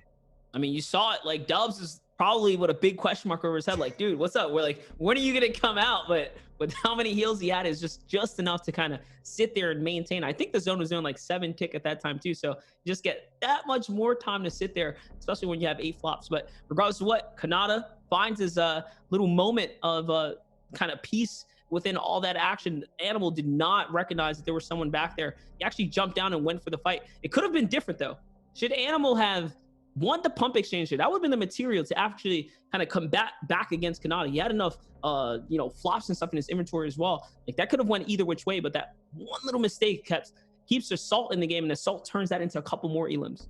Yeah, Saul actually holding out all the way up to third place. Very, very, clutch gameplay there, if anything, more so than anyone else from that server, except for Kanata, because you mentioned endgame. Very good decision to go for height, hold it down, trickle down. We saw him get into so many box fights from the start and the get-go, and not a single mistake was made, even when the entire piece control in his box just was not there. Snoot comes in, a big tack shot to shut him down. Calc tries to get in. Pressure comes down there. Kanata gets the peaks right and gets them through. I believe he switched off his POV, but he got more elims after that as well to build up his ammo count to then just rain down on the whole server at the end. NA takes game 2. That's something we got to talk about, because we definitely know, as the leaderboards are being formulated right now, we're gonna have some new names up there, but we saw some consistent names. We saw Diggy still getting down. He played all the way through. He kind of made his way to mid game. We know he got some placement. We know he picked up elim or two. Is it enough to kind of maintain? Or, how close was Kanata, right? Coming out at the top 16. I don't even remember. I'm not sure if we even saw him up there. So this is a big game for him to break away and close out, as is for Assault. You know how many points you can actually gain in these runs right here. It's all about consistency, because placement is rewarded all the way through, and elims mean a lot. Assault's kind of squeaked away with about 2 or 3, very cheeky towards the end there. I think he caught clicks, definitely caught animal, and then he gets traded out. So that's a free 10 points right there coming into those final engagements. Yeah, consistently is definitely the name of the game. I know we had a history, especially with the World Cup format, with these random 2-game pop-offs that happened toward the very end, shooting people up to first. But now in DreamHack, the climb is just so much harder with this format, right? Especially in this tournament as well with the DreamHack format. It's like you have to have that consistent placement, maybe even getting eliminated in 30th place over and over again to then come in and pop off. If you're, getting just torn out off spawn over and over again, might be hopeless to make the top 8. At the same time, in Kanata's position, very good to get your engine started in game 2.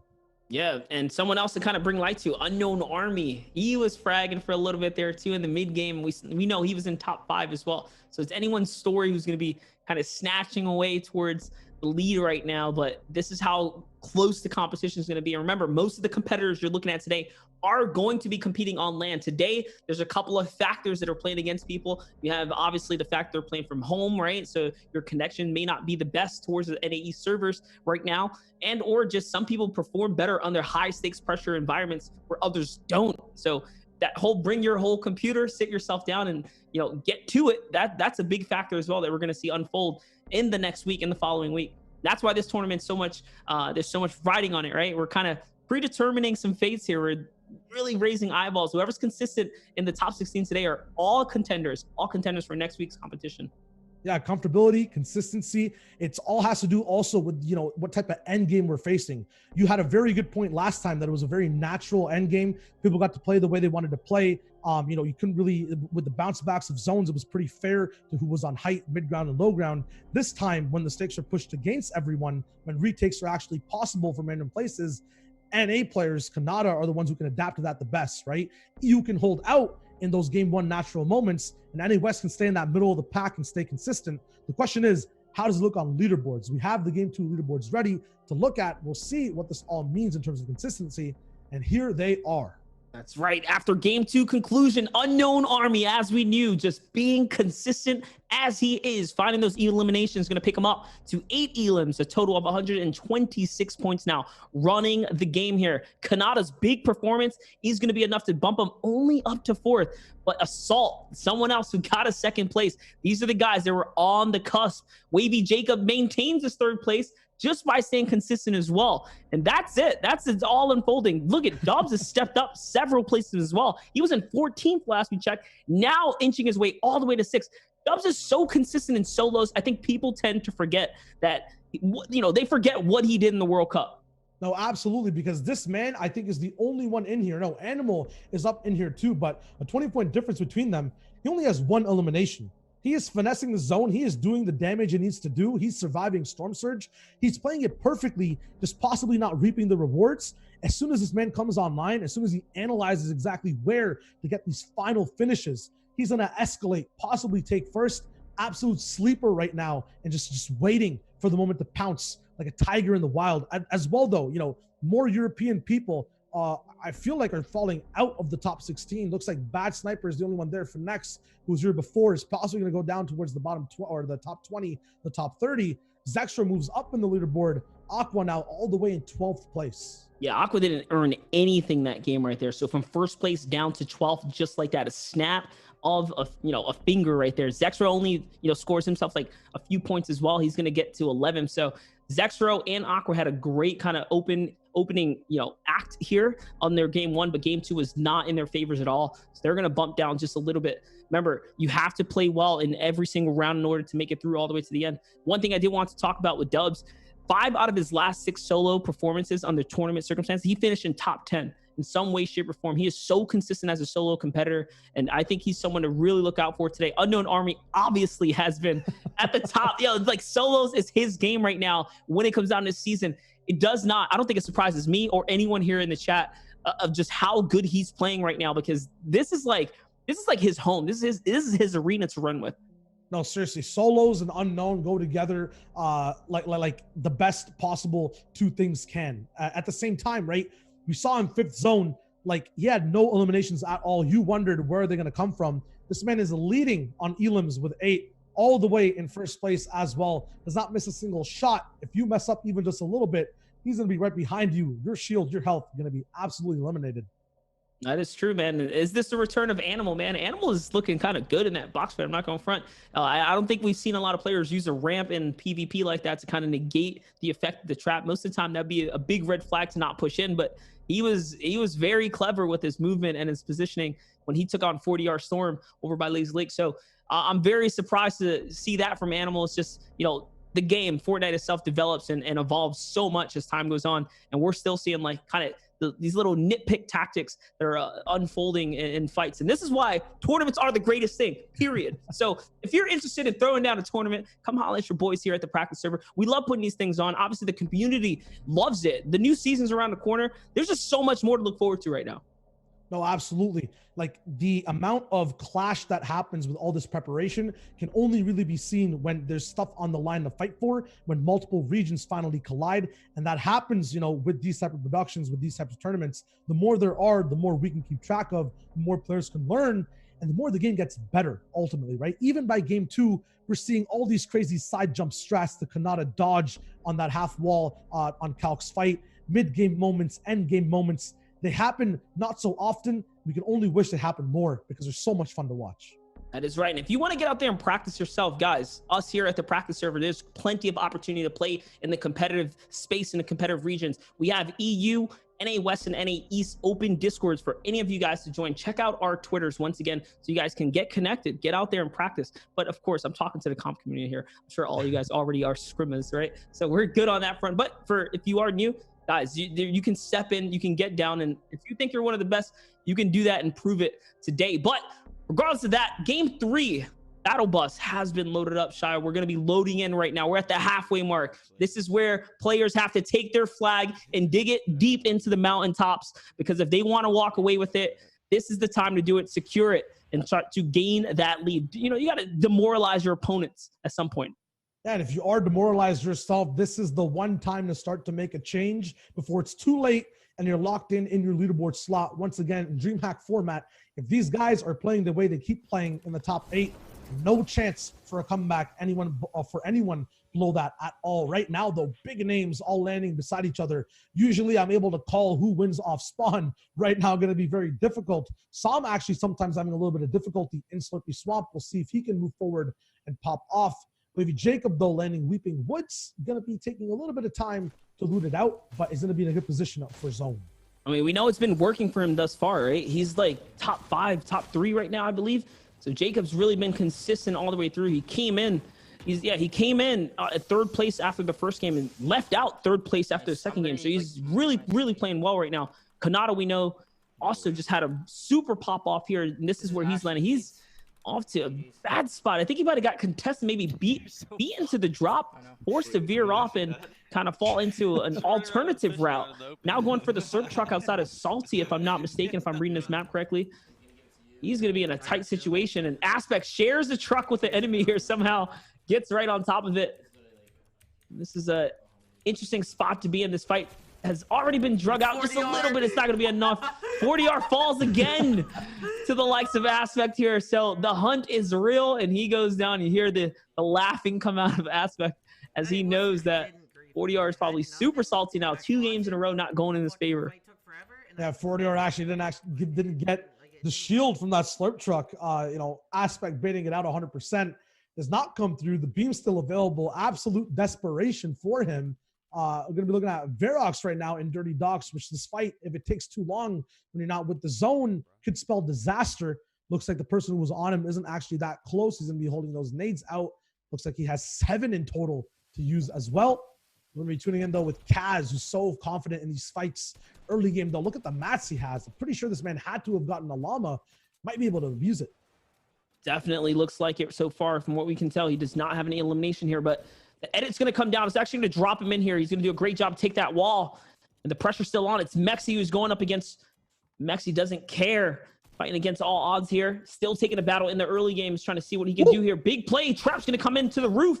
Good job on him to actually succeed and hit the 2 shots. And you're right. He definitely got a llama if he had a trap in his arsenal. That's one of those factors that you know for a fact. If you see the trap, you see the big mats. He definitely found the llama. Yeah, I think Mexi might be reading a little bit too much into the EU versus NA competition. Not sure what the decision making is to go and challenge a man with that much materials. At the same time, he can hunt you down. So better to get him when he least expects it. Unfortunately, cannot follow through. Mr. Banana Man himself, though, Booga will be getting pushed out of Lazy Lake before he can get his final and full rotation out. 82 players left alive. A few people did not make it in the game this time, which is unfortunate and will shake up the leaderboards quite a little bit. A big beam coming through from Mars, who picks up Thomas, I believe. And it's going to be a nice early game pop-up for him. So we see Airwalks here now on the Riverwalk. Last time we checked in with, I believe, Kanata, he was somewhere around here making these rotations, trying to bounce back from a shambles situation. So may very well see a clash of another EU and NA contender going toe-to-toe here. But Airwalks got someone off in the distance. Going and looking for the shot here. He's going to go for the Hail Mary right now. He's going to send it. It's not going to connect. It's okay. His loadout, kind of interesting. I mean, I'm sure he's looking to drop this pistol right here and see what he can find. This chest area is going to be a godsend for him. That's going to be exactly what he needs right there. A little AR, but hopping over with Mitro, who's rotating over to Schmeck's Island. I think he's probably just trying to go for some ammunition, maybe some material over here. Yeah, it looks like he's going to be going up here to find a little bit of metal, but at the same time, it just looks so odd to see someone swim so far from zone when it's about to start ticking in. Does need those mats, those sweaty, as we saw before, so contested with so many people. And now moving up on height, Schmeck might be in a little bit of trouble, and Frey might have a little bit of a floodgate to get past if this fight starts to break out. This isn't actually fully looted yet, too. The harpoon, so many materials left. Oh, no, the beam comes in. The first tag and a few scuffs on Schmeck's builds. The fight might start right now. So in Mitro's mind, he's probably thinking this is a good old-fashioned 1v1. I mean, they're on an isolated island, and look at the aggression right here. He says, you know what? I hit 2 shots. I'm going to go ahead and push this. He wants this fight all the way. Schmeck backing up here is giving him all the more confidence. That shield pop right there is going to be everything he needs to jump in the box right now. Look at the aggression coming in. He's got nades and everything else that he needs right here. Want to play the swap fest going back and forth. He is going to lose a little bit of height here, trying to get that low ground. Peek, the pre-fire is going to connect, even on the ping. Say word. Now he's trying to push in here, Shayo. Mitro's on fire. This man is playing on probably triple the ping or double that Schmeck's on, still connecting shots, more so as well. 5 nades. This is not exactly the loadout you go and W key with close range immediately, but Mitro has the drop, and Schmeck is shaking in his boots right now, going for those pre-fires for those edits, jumping multiple times over and over again, but Schmeck kind of turns the tide. He does have that wall edit. You cannot cut him down and out for a count. It now goes a little bit even. Do they have shields to pop off is the question. Arkram and Frey are hearing all this noise too. There's a huge time limit on this fight. I love what he's doing, though. The jumping pre-fire shots with the axes and wall replaces. He's just looking for any opportunity right now to get the advantage here. This is where the 2 grenades are going to come into handy. I knew they would at some point here. It's going to go ahead and blow it all open. He's trying to reforce it. Schmeck here to get into an engagement. Schmeck just doesn't want to leave the box here, and I don't blame him. I don't think he has any heals. Now that's it. He's going to go and take the cone. Good harpoon usage there as well. All right, I think Mitro's now decided that enough is enough. He wants to get into the box here. Seems like he's trying to poise it up here, Shayo, for the phase through. Yeah, it might be a face, or it might just be a war of attrition. Look at Mitro's mats, 200 wood left, and he's barely been building or not even being on the defensive side of the spam that Schmecht is making, because he's not. Now Schmecht, not really moving around with many builds, has to use more metal, out of metal onto wood. Mitro out of HP, only 5 left. Schmecht now turning the absolute tide. A tsunami's coming in. Mitro goes to the 50-50, and he ends up losing that bet, as he might have ruined Schmecht's game, but Schmecht does get those 5 Elam points. Stuck in zone now, has to move past Arkram with full HP. Mitro losing patience at some moment there, kind of giving in to Schmeck's game. A little bit of a waiting game there is going to cost maybe both of them a lot this round right here, but it is what it is. Schmeck's going to come out victorious there. Frey was just listening into all that. He was staying close, but didn't quite jump in. Yeah, take a look at the card here, Shayo. Yeah, showing up. So after a disappointing game 1, Kanata brought it back in game 2. 8 eliminations, most in a single game of all the players so far. And first place. This moves him into 4th overall, I believe, or from 43rd overall to 3rd place overall now. So the momentum is there. The question is, will those nerves kick in, or will the confidence be the thing that kind of shines forward? Because game 3, if people are playing like Mitro is right now, the entire shakeup, it might not be a normal game. That's right. I mean, game 1 in good fashion had that storm surge the way we'd normally expect here. But up until so far, we're tuned into game 3 here. It hasn't been around since. So players are getting into their groove, dropping their guards here and just pushing in against all odds here, trying to make the best of the situations. Talk about great situations here, though. Look at that. Gold pump, legendary AR, looking very, very nice here. And now Zexro's in the zone, though. 25 bandages to his name. I think he's looking pretty good here, to say the least. Yeah, I think Sundown would really like this kind of variation of Zexro actually popping bandages in the zone before he moves in. And he has a double stack to take forward too. 73 players left, which means once the zone does kick in afterwards, there will be Storm Surge if it's not already ticking already. More Storm fights coming through as well. Unknown though. This man's ready to go, and he's online earlier than the last game. Yeah, last game we saw him, he did not have any eliminations. He kind of turned up towards the tail end, picking up a good 4-piece chicken nugget, which put him up and propelled him into first place. Now he's looking to back off. Just the game awareness at an all-time high. He's trying to bait this player out. Getting any advantage even here on the zone. Look at that, the pistol shot. Little L2 for a second there. It's going to catch him 42 beamer from downrange. Pistols are so underrated in this game. It's actually insane. They do respectable damage should they connect. Yeah, they do. They do a lot, especially if you're getting headshots from any range in a sense. And at the same time, high reload rate, high pressure rate. It's very nice. And oh my God, the accuracy on airwalks, literally walking on clouds as just 2 taps quickly on higher ping too. That's going to be huge for Storm Surge, huge for the confidence, and nice for ammo conservation. Now tuning in with Bizzle, who seems like he's going to be in a big cluster at the middle of the map. Half these builds not even his. Actually now moving in and around. He has no more shields, does have the floppers, but every time he gets a little bit of white heals taken away, it's Mongrel once again. An EU aggression coming through, and he has to hold these walls, Monster. Not only that, Bizzle just picked up Nanolite, so he just wrapped up a fight. Mongrel heard what was going on and pushed right in. We haven't seen much of Mongrel today. He's been having quite the stump performance in the first 2 rounds. But remember, guys, we're tuned into game 3. We're dialed in right now. We're at the halfway mark. This is really going to make or break who's going to start pushing away here. We're under the DreamHack format as well, if you're curious. Up until 50th place, you start earning placement points. So this is very, very different from what we're kind of used to.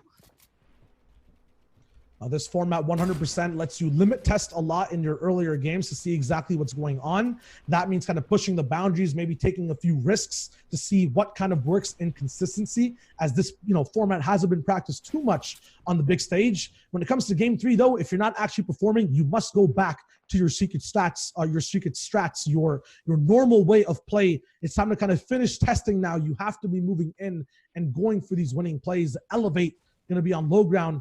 In a nice defensive position, you can make a big bunker that's 5 wide. No one will nade you. No one will push you. If you get zoned, you have so many options as well. Now jumping in with Commandment here, who's moving back and forth here. 2 HP. Definitely wants to get this med kit off. I'm not sure exactly who's above him as all the names here on the client. It's actually scoped. Oh gosh, this is a scary competitor. One of our well-versed box fighters. Look at the edits here. I like the rotating ramps here, but Scope says, you know, I'm gonna start pressuring both walls now. That's not gonna work anymore. Quickly reading the situation and adjusting to it. Scope's wall for a second there, and now Commandment's in one of those really awkward positions where the low ground is so much of a factor here, is forcing him into the bottom half. It's just not gonna be enough time. Scope just putting pressure, and he loses the Coon there as well. Backs up once again. This is his battle to win here, and this is why the pressure is just continuous. Love how Scope is also blocking his back halves here, gaining control of as much as the field as possible while protecting himself here. Even putting the wall there, showing respect to the opponents here. This is the Elite Cup with only elite players, guys. You can see the respect even in PvP, even with the lead that Scope has right here. Bro, what? He's putting or plugging up all rooms for mistakes there, and that's it. Commandment's going to fall down. Tries to desperately get off the med kit.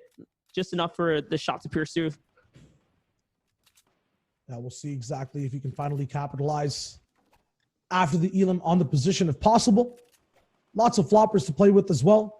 But one thing lacking from Scope's loadout is that mid-range engagement. He can't actually answer to anyone beaming him like this backwards. If he stays alive, though, that loadout goes online in that half-and-half zone when you're box-to-box. If he's playing mid-ground or height to low, he's going to be in such more of an advantageous position compared to everyone else.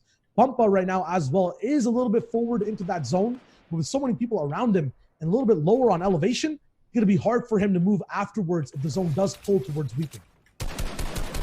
The boomer homie Bumpa trying to represent for the boys right now. He's looking good. The few times we've tuned in with him, honestly, he has had quite the decent loadout, quite the decent positioning. It's only a matter of time if he can just have a breakaway game. Recently dropped a great post on Reddit, actually talking about some rotations and giving a little insight on how to play the game. So good to see our competitive grinders that really out here putting great content out for the community to kind of digest and absorb. But look at the southern part of the map here, Shia. I'm looking at Unknown Army, Scented, and the other congestion that's going on down there. Yeah, I'm looking at Crims. Schmecht actually ended up living and dropping all the way down towards the south side as well. Going to be looking at Arkham's box. We have Unknown down there with Scented, as you mentioned. A lot of big names to come forward. If it does pull north, that's going to be a lot of godlike aim. Going to be kind of hurting people as they move across. You're going to be investing a lot of resources if you do not get that zone. It's kind of like that silent time before the storm. The eye in the actual, of the hurricane is where people are right now before everyone starts to merge together. 65 players left alive. 15 people need to go down before half and half. Might not happen. Diggy, though, surviving game after game. This is really good from him. Definitely. And not only that, this zone pull is sitting on him comfortably, but it's going to play into our current leader as well, Unknown Armies, because he's on the southern part of the map as well right now. Now jump back with Ghost Assault, though. We know Assault is in about second place. Last we checked here with about 111 points. You can see exactly why he's trying his best to get this rotation here. He's going to get shot for a fair amount of health. This might be not looking very good for him here as he's forced into the zone. Someone's going to find him from behind here and eat all of his HP that was remaining with a shotgun shot. If we go back over to that POV2, looking at the mini map of exactly how many people have to move in, I'm not sure if people lost track of time, if their top right of the screen was covered up, but everyone has to rotate in from a mountain all the way downwards into zone. And right now, Tavern has to pull all the way up. 63 players left, 2 going down. Mars picking up an Elim on Aqua, who goes down, and Macwood will be the Steamy Stacks person left alive, taking out Symmetrical. This could possibly be his game. You talk about natural low ground, it's here. Macwood getting traded out from Kaz actually afterwards, and Sizz NA takes out an EU player for Nex, who was in the top 20 to top 30, I believe. It's literally going down right now. C still trying to conserve mass in the rotation. He's going to get tagged up a few times there. It's a compact SMG that's holding him out. It's such a scary weapon to be pushing right into. And this zone specifically here, you kind of want to get to the middle. This next half and half out is going to determine so much, especially for players like Cease who do not have a lot of material. He's at the mercy of the zone playing into his favor. Look at Leshy, who's doing a great job rotating all the way out and across, trying to avoid all the players and just recycling builds here. So free, so smart. We saw exactly how he took early game fights as well with pressure. Sometimes, yeah, it doesn't work out, but waiting this late, moving up all the way behind people is going to be a free rotate and make you so much more comfortable. Something that Unknown's opponent's not going to be, but at the same time, a clapback coming through. That's a flopper you can't use afterwards. And as I say it, the caster curse She gets completely sniped out. Looks like he got a little too comfortable there, letting his guard down, moving across. Someone must have been lurking in the box there, trying to find an opportunity to pounce, and that's exactly how it's going to play out. Kaz is off to a great game right now. 3 elims, being semi-consistent as we see so far. The congestion, my gosh, the eastern hemisphere of the map. The eastern part of the zone is crazy. Jay, the only player in the middle, and I guess Lyrison, the closest next to him when it comes down to who's got control of the zone here. So Jay's probably sitting there like, boys, what's happening with the game? Why do I not see anyone? Where are all these boxes? I hear shots. I see nothing. Hopefully he doesn't, get tuned out too much before the game actually starts. Crims, though, moving on one of the freest sides of the zone, gaining ground information and pressure. He might actually, not being center, still be in the best position with what he knows. L dancing out. He knows how good of a position he's in. Yeah, it might be worth for him to get to that forest, though, right? Start working on that material gain back, because he has used a lot of his mats so far just up until this point. Now we have Zextro. Talk about mats. He's in the opposite position here. He's near max here, so he's done a great job kind of staying conservative up until this point. Plenty of players up based on the mountain there, though, so the peaks got to be careful here. He's exposing a lot of his upper half right now. Big thing to note, too, we talked about that bottom east zone. These guys have to pull up through each other all the way to half and half. It's going to be a complete bloodbath elim show everywhere. 50 people left alive, and this is how it looks from this angle. Don't forget, guys, we are in game 3 right now. It's the halfway mark for our competitors. This game means a lot to them right here. Look at Cease cutting past all of the action. He doesn't care. He wants no part of it. He's trying to play his best in the zone here. Tifu's now under pressure. I hear the axe is going out. It's multiple players. Like, it's just a fest. Bro? The server collapses. Vanish Kaz catches another one. That's going to be 4 eliminations for him now. Fuzzy on the opposite end here, though. He said, you know what? I'm not going to go early. I'm going to take my time. He's actually waiting, playing a different strategy here. Completely different than Cease.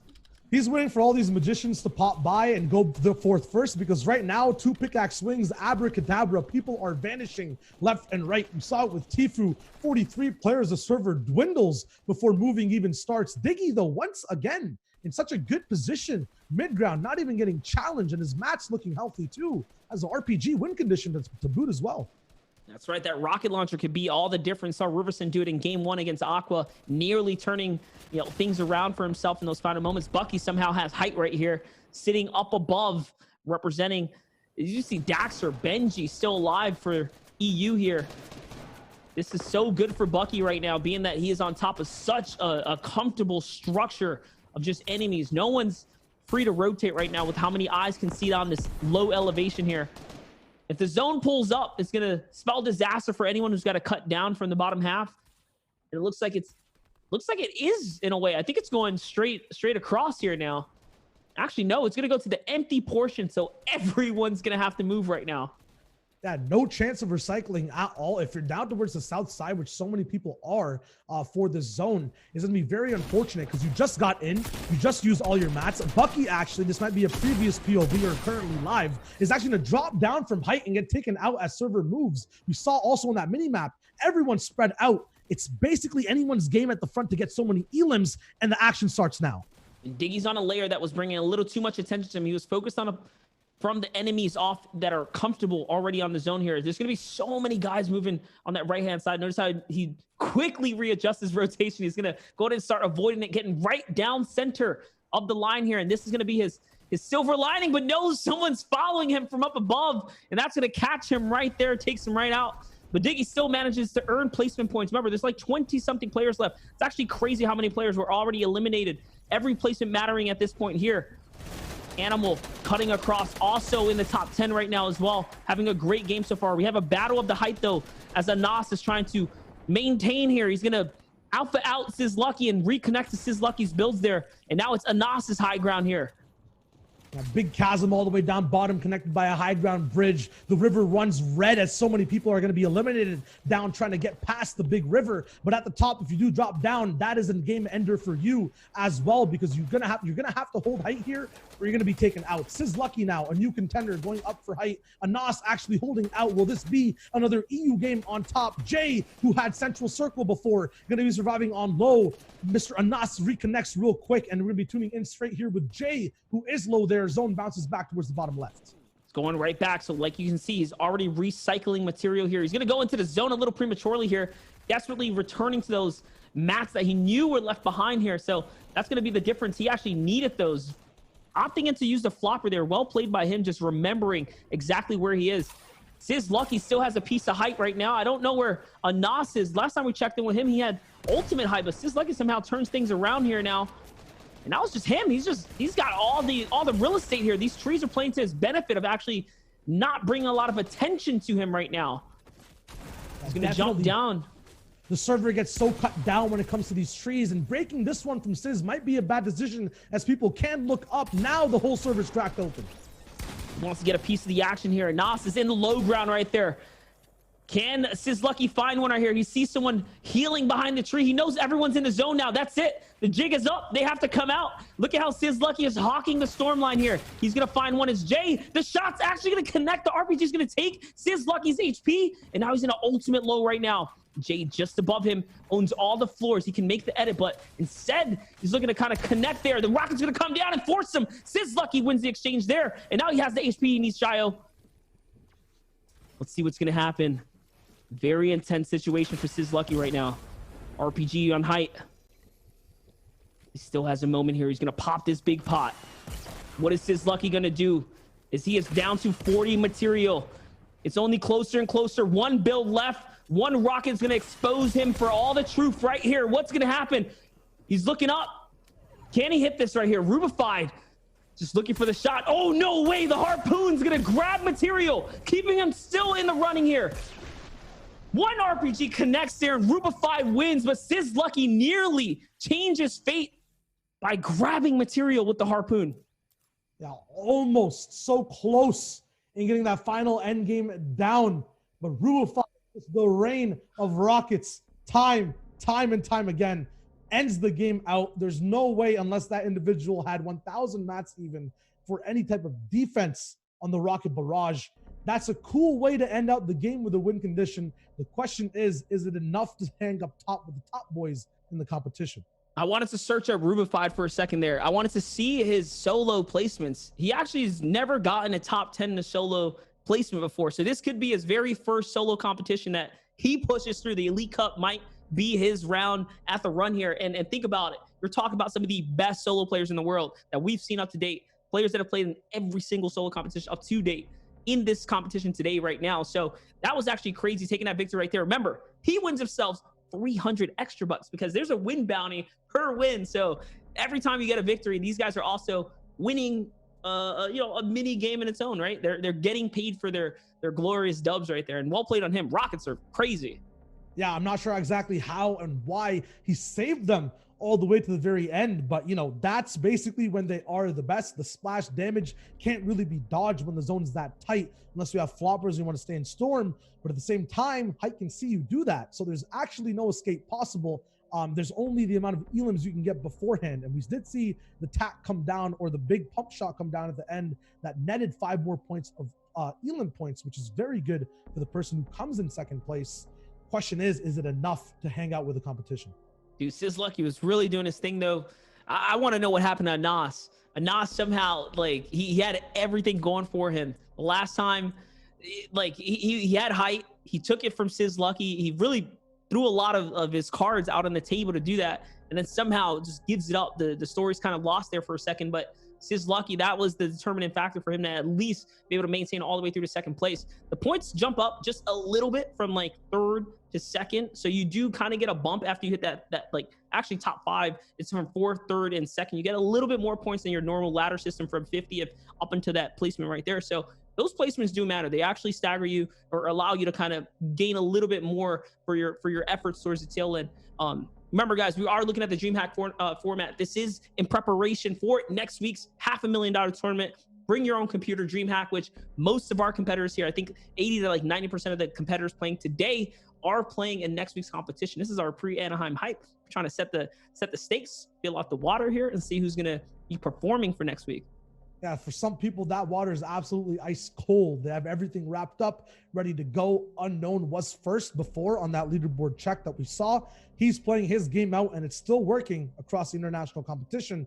Other people, they're kind of in that hot pan. Their water's boiling, right? They're getting into a little bit of trouble, not making it out an early game. Aqua wins game 1, now getting eliminated by, other people who land really literally at his drop in the mid game, can't find his way back up.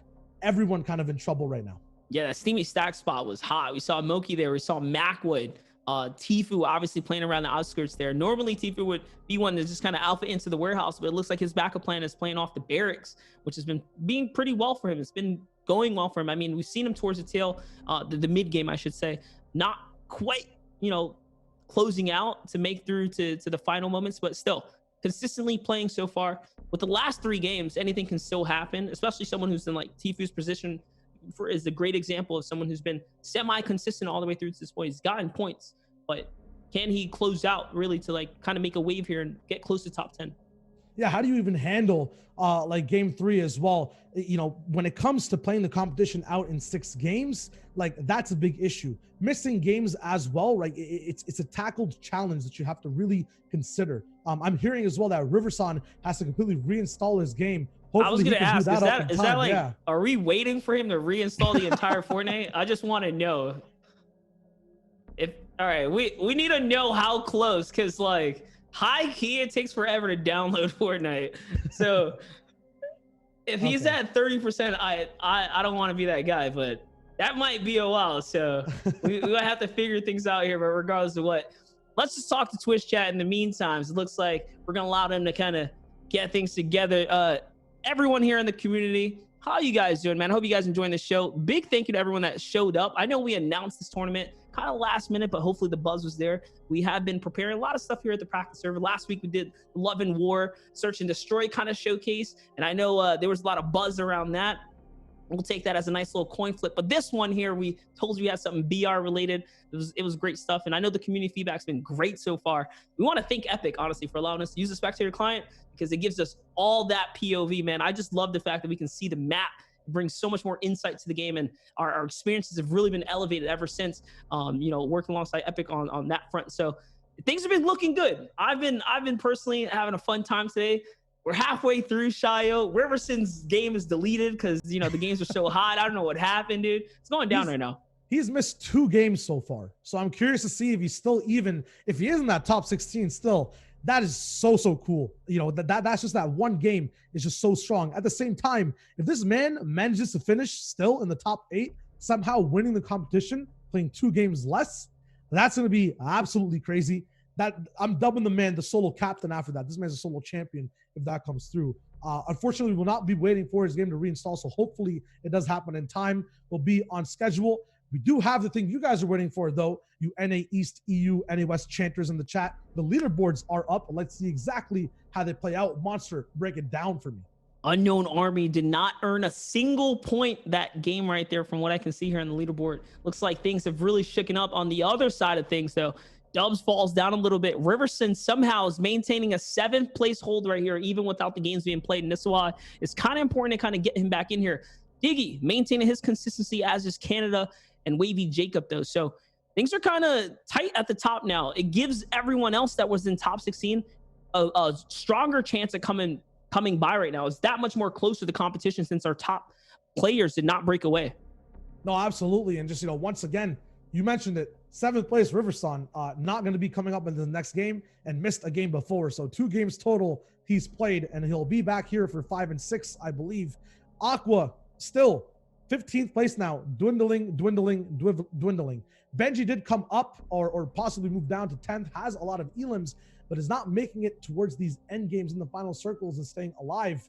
At the same time, there's people getting center circle. Jay is going to be staying up all the way into 11th now, popping up in the server.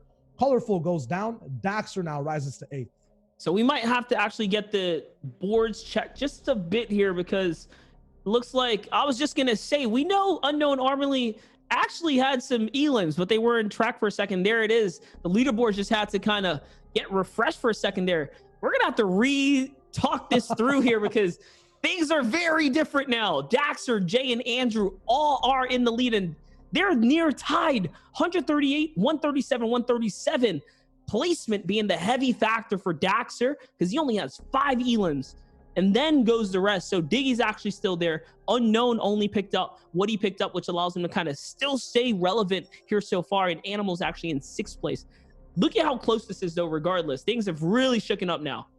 Yeah, Riverston still standing strong at 14th, will unfortunately and most probably fall out of the top 16 after this next game, so he can bounce back. EU still represented in 7th place by Bad Sniper. Who do we not see here, though? The game 1 winner, Aqua, nowhere to be found in the top 16. Yeah, we did get to see him for just a bit there. We know he earned a few points, but it's not enough to bring him up to that 96-point threshold. And you can see it's 96, 97, 98, and then things get very tight from Kanata and above. These guys have all been running. Benji Fishy really making a showing right now. I guess he had a huge pop-off game, which we did not get to catch. So maybe he's someone we got to look out for, because he jumps up to 7 elims and bringing him up into the running right now. You can see that elims alone can bring you up to top 10, but placement's going to carry you out through the end of the competition today. Yeah, and big thing to also know, it's about just a 40-point difference between the top 16. That is just 1 game total difference if you're up here all the way at 100 points to pop up and get up top to 1st place. That is about 8 elims you can also get in 1 game to just go and pull forward through, which I think only Unknown can do. Kanata was also very close to it just in 1 game. We'll see if it's possible. At the same time, every single placement just being 1 point of a differential in what points you gain. It's a 1-point game so much. Monster mentioned it between Daxter J and Andrew. You look at Kez, Bat Sniper, and Animal. You look at Colorful Lyricin and Riverson. Even Assault and Wavy Jacob. These guys are tied by just mere points. And something to mention for those of you guys that don't understand how this format works, this is one of the most competitive formats because placement and elims are so much closer and relevant to one another. Not only that, placement starts being given out at 50th place. So in the 100 players, at 50, you start gaining your consistency. That means you can drop off a game and not do that well, but still maintain your positioning. That's what we see from Kanata, Wavy, and the others that are doing well so far. Here's a look at your exact placement. Normally, elims would be worth 1 point under our typical norm for competitive format, but here placements are a little bit higher, as are elims, so they're worth a little more, but it allows it to be that much closer in the long run. Yeah, the number 1 word for anyone who's listening, who's in this conversation and in this competition right now, is survive. That's all you have to do. Doesn't matter where the zone is pulling. Pull your mats together as soon as you're top 50. Literally every placement matters. It's a 1-point difference. You don't know who you're going to be rotating beside and with. You got to be able to survive. Once game 5s and 6 hit it up, then go for those drastic plays. For now, though, literally just a 40-point game. 40-point game so far. But ladies and gentlemen, I'm Monster D-Face. This is Shio Wager. Today we are hanging out with the practice server, of course, presenting to you guys the Elite Cup. Game 3 just concluded if you're just tuning in from home. The leaderboard that you saw is the culmination of 3 different games. We saw different winners from different regions taking every single game so far. So it's been very, very close competition so far. EU really showing up in game 1. NA kind of taking the bolt for the rest of the half, but that's what you kind of expect, being that EU has the lowest representation here for the international players so far, but it's been great nonetheless. Benji Fishy still represented for the European region. He's in 9th right now, so things are looking close. Against all odds, ping is still very, very close.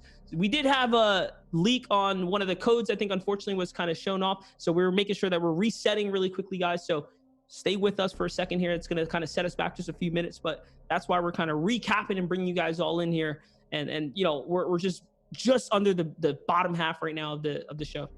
Yeah, 3 main storylines to kind of follow right now from region to region. Who is going to be taking it over in NA East? We have Unknown popping off greatly. We have Kanata, holding things down. I believe Jay is the one who's ultimately in 1st place at the moment, or 2nd place. My apologies for not remembering who's in 1st, but at the same time, it's these NA East players who are just popping up and coming through. It's Daxter actually who has that 5 elimination high placement threshold. If you're spectating from EU, you're going to be cheering on for Bad Sniper at the moment, who is in that top 8. And then we have Benji Fishy, who's still holding out towards that top 16 placement. They're going to be moving forward, looking at exactly what they can do. And then at the same time, after that, NA West. Sorry, I'm getting a little bit of drop there. I think Shio's net was kind of tripping out there, but like he was saying, Daxter is in the lead right now. I think he's back with us. Can I get a wave, Shio? Hello. Here we go. There it is. We're all good. Okay. But I wanted to bring us some stats from Daxter here. I searched up Daxter's last top 10 platform solo cash cup, Chapter 2, Season 1, Week 10. So that was just recently, only 3 tournaments ago. He actually had a top 10. The last 2 of the most recent, not performing too well, 45th and 80th. But prior to that, I mean, the platform cash cups has really been his to kind of take away with. Week 3, he had a 3rd place. Week 1, he had an 8th place. And before that, the Solos Champions Cash Cup, he had a 7th as well. So Daxter, he's been under my radar, like under the radar for me personally. I know he's been representing on the comp scene for a while with E11 and stuff like that, but I didn't realize he was so prominent in solos. I mean, top 10 performances are not easy to seal out, as you can see so far. And not easy to see once, but to see multiple times is just amazing in a sense, right? And there's so many people who you kind of push away from when you start getting multiple. You start building a brand for yourself, a play style, and then when it clashes cross regionally, that gets even more intense. That's a mystery box you kind of have to open and assess in game. That is true. And guys, we just want to talk about the format really quickly, or not the format, excuse me, the prizing really quickly, since we went through the format.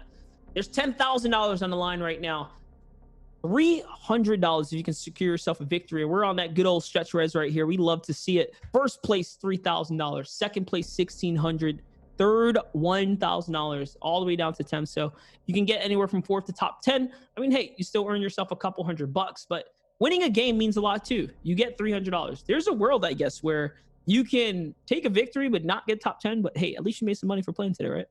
Yeah, absolutely. I think Aqua might be in that boat after game 1, dwindling all the way down if he doesn't pick it back up. But that's the thing, right? That gives you incentive to keep playing all the way towards the very end. $300, not much to scoff at, right? Especially if you're Canadian, this stuff's being hanging out in USD. That's some big bucks for the conversion rates, absolutely. And yeah, that's the whole prize pool in a whole. We'll see exactly how this leaderboard gets closer and closer all the way towards that 6th game, because 1st and 2nd right now are neck and neck. Yeah, it's that much closer. And again, guys, we're just waiting for game 4 to be booted up and then run in, because the competition is close, man. It's been very, very tight so far.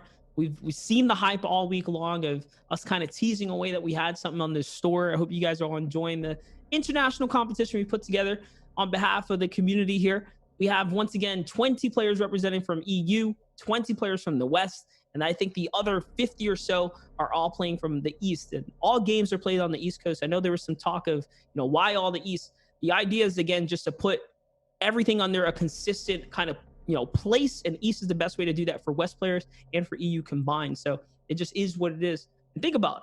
If you are playing from EU or West, this is your time to flex on your game knowledge and rotation skills. This is where you kind of work those things out, because winning in box fights, probably unlikely, not impossible, but very unlikely, right? That you're going to be able to take walls and play at your comfort. But playing smart, that's something that you can do at any time, anywhere, regardless of the ping. Yeah, you can play smart at the right times, though, and take those box fights at the right times, because, we saw it with Mitro, very confident on our ping, maybe a little bit in the wrong place in that early game on Islands. So we have to wait and see if these guys finally, traverse to playing that end game type of game style. The placement's so important. As we saw, once again, I keep mentioning it, 1-point games all the way throughout, ties all the way throughout. Game 4 now coming up. I don't think there's any more time to test out different things to do. We're going to have to move forward and make sure you're playing your game. And for everyone watching here on the Twitch platform, we want to thank people like Liquid Chap, Arab, and Clay Selling. And that's just to name a few of the people that are throwing up their own little watch parties here. I know a lot of buzz has been kind of thrown around here. Thank you guys for being patient with us as well. Once again, we're here. We're just kicking it. You see the handles. We're hanging out. This is the Practice Server Elite Cup. We're just trying to get this game 4 underway. And if you guys want to play, I mean, there's opportunity. There's going to be obviously a lot more stuff coming down the line. The reason this was an invite-only tournament was because we're setting the stakes for Anaheim. There's $500,000 on the line next week. This is our pre-Anaheim kind of roadmap up into the date. And I know there's been a lot of questions like, who's cast Anaheim? What's happening at Anaheim? Well, technically, there's no official show based around Anaheim, but there are going to be some key community figures like Bala and Shio who are going to be making the trip, traversing across the country. Honestly, coming into the country for Shio, the Canadian brother right here, right? To make sure he's there, try to deliver any content that they physically can. So we're doing the best we can with our resources here at the Practice Server, deliver everything that we can to you guys. I mean, DreamHack is just a week away. And we are going to be heading into that next game. Is going to be launched up on the loading screen. I also got word that because of the delay and the requeue of the leak code that happened, Riverson will actually get to play this game and only end up missing 1 game in total. So West can be represented on top. We'll see how that goes. Let's see what happens in the battle bus in game 4. So Tfue basically rigged it for us. What a good guy. Can I get a good guy Tfue in the chat? Thanks, guys. But let's go ahead and get it popping right here. Rubified, our last game winner here for game 3. You see that pretty face right there. He's on top of the world. He's already secured himself a couple $100 here for playing well. Where is he landing? We want to stay with this POV for a second here because this is someone that we definitely want to know. And production just did me dirty by hitting a quick swap right there, but we'll find out soon where he's landing, hopefully. Looks like he was on somewhere just above the pink house that's up on top of the cars in the mountain there. Mitro ends up taking out Zayt immediately off the battle bus straight off of drop. And this is Daxor, the person in first place, landing in one of the hottest spots in this entire map, Slurpy Swamps. He's going to be facing the likes of Unknown, Creo, all the way all around, and West players like Toph, Animal as well, who's in the top 8. A lot of defense to be played here.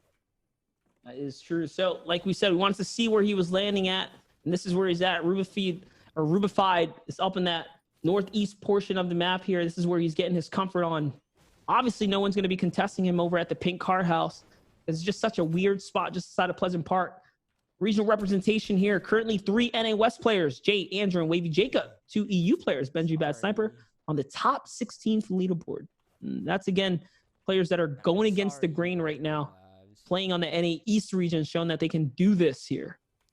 Yeah, big thing to note, although there's only 2 EU players in that top 16 at the moment, these guys are taking out North America time and time again with big hits. You mentioned Mitro on Zayt, but Mongrel actually ends up eliminating Riverson, who got in this game, but will not be able to get anything out of it at all.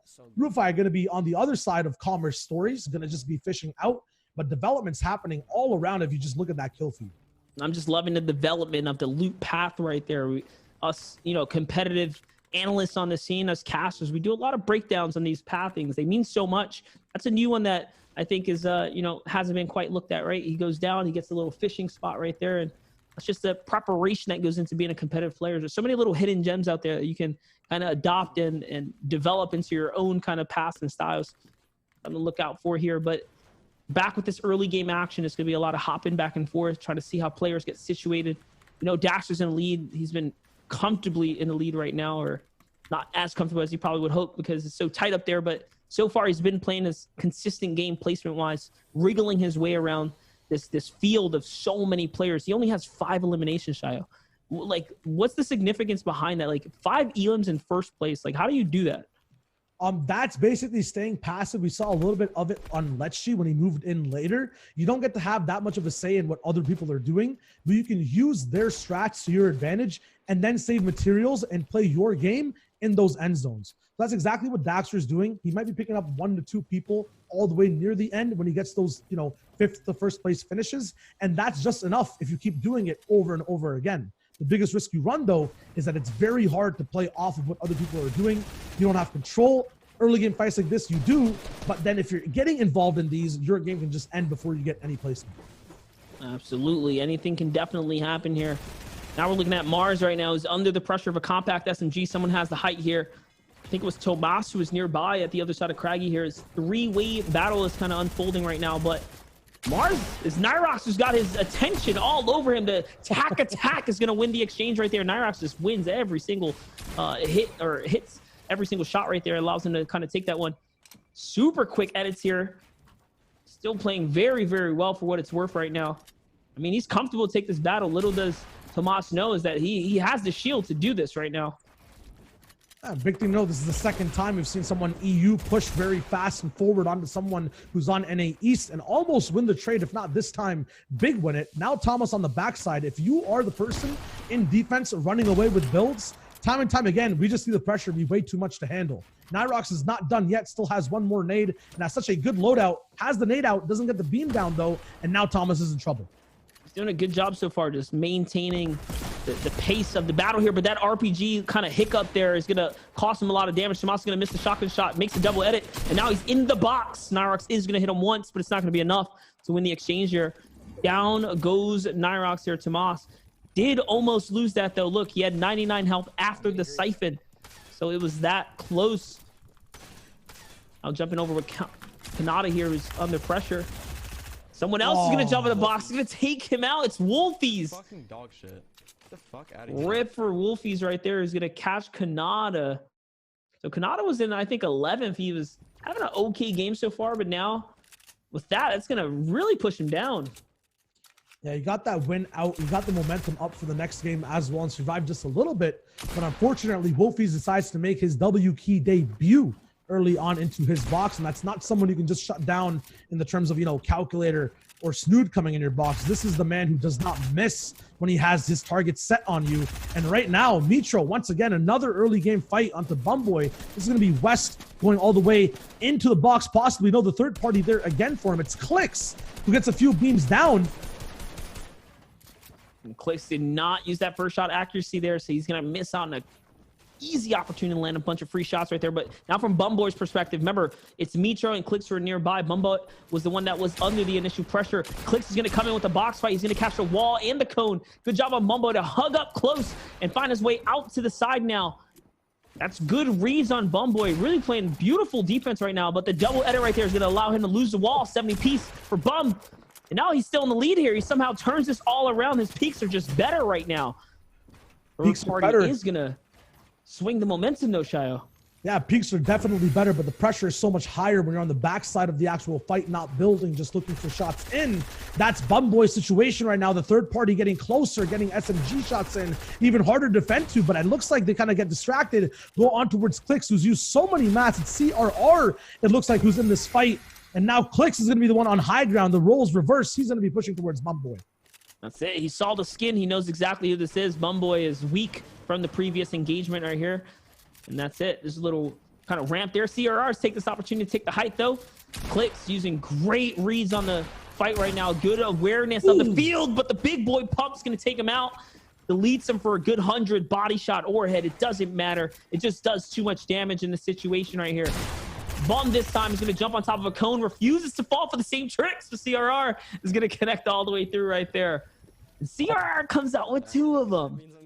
I mean, these guys are playing a little bit with that treble, with these normal pumps, these normal tacks. CRR coming in, dropping the bass with big booms on that purple pump and perfect tracking afterwards. He knows a little bit in that rock, paper, scissors fight, when you're trying to take a wall, you're either going to dive in when you put that ramp out or wait with a shotgun shot. You know, Bumboy guesses incorrectly and gets slapped as a result. And CRR now has two big POIs worth of loot to walk forward with into mid-game.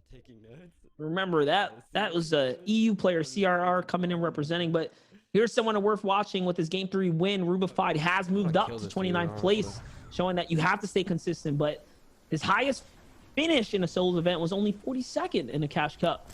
So if he can keep it up, he can actually break his own personal record and hit a new milestone here. Remember, with time and consistency, players have shown to get better. More high stakes environments you throw yourself in here. This is probably the most stacked tournament he's ever played in. You really think about it, all things considering. Now coming over back to Tifu's perspective, someone we know has had a great job of getting through the early game, making it to the mid game, but not quite choosing his rotations properly. It's become the focus a lot of the times in those mid game situations. I mean, you mentioned about Bumpa's Reddit post early on when it came to, you know, the analysis he puts down. The decisions you make in the third and fourth circle, that's where you put yourselves into bad spots for endgame. Like right now, this might all be good, but going forward towards a better position overall might be a better bet for Tifu because he's going to get beamed out and held on Edge Storm. North is where he needs to be. He might have already made the mistake that costed his game about 5 minutes ago. It's kind of crazy. The last time Tifu got a top 10 or top 5 finishes was during the World Cup qualifiers, actually. So it's been a while. Solos has just been like a struggle for Tifu. So, you know, up until now, like realistically, he hasn't even been kind of close to breaking like a top 15 threshold. So it just shows you it's just different dynamic on the team dynamic. So, right, it's a very different story when he can play around other players. So it's kind of crazy seeing how players perform in solos versus team games. It just really allows for different players to shine. There's not too many hybrids like Unknown Army out there, as you can see on the scene, but Colorful questioning his entire existence right now. He doesn't know what happens. He's getting pressured. He's in a fight he doesn't seem like he wants to take. I mean, in history of these early games, I'm pretty sure I'm going to call it here. Actually, might be a European player who's below him, fighting him all the way up top, down bottom, no matter what. In zone this time, though, which is a much better bet. And having this high of a base this wide open means grenades will be magnetized straight to your location. Colorful has to play towards a third party once again when these fights go out, and his mat count is dwindling. A good nade there, but it might break his own structure, so he should be ready to come down, and there it is. It's gonna go and level him out a little bit. It's gonna cost him. This player recognized the nade spam. He heard another one and backed up completely. This is what he wanted though. Colorful did not want to be in that situation. I mean, we can hear some of the stream comms there. He was questioning why the player was taking a fight. Look how much it costed him. Almost half his material pool there.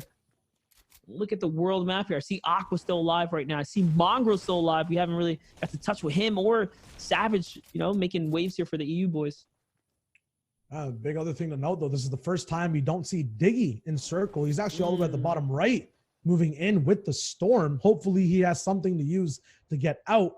And I've seen this picture before multiple times last week when Epic has height somewhere central or southern of the actual zone, second zone, third zone. He turns these games into wins. He gets all the information possible around him. He tracks players after the fact. He finds the perfect and most efficient rotation in. Hopefully we'll be tuning with him afterwards.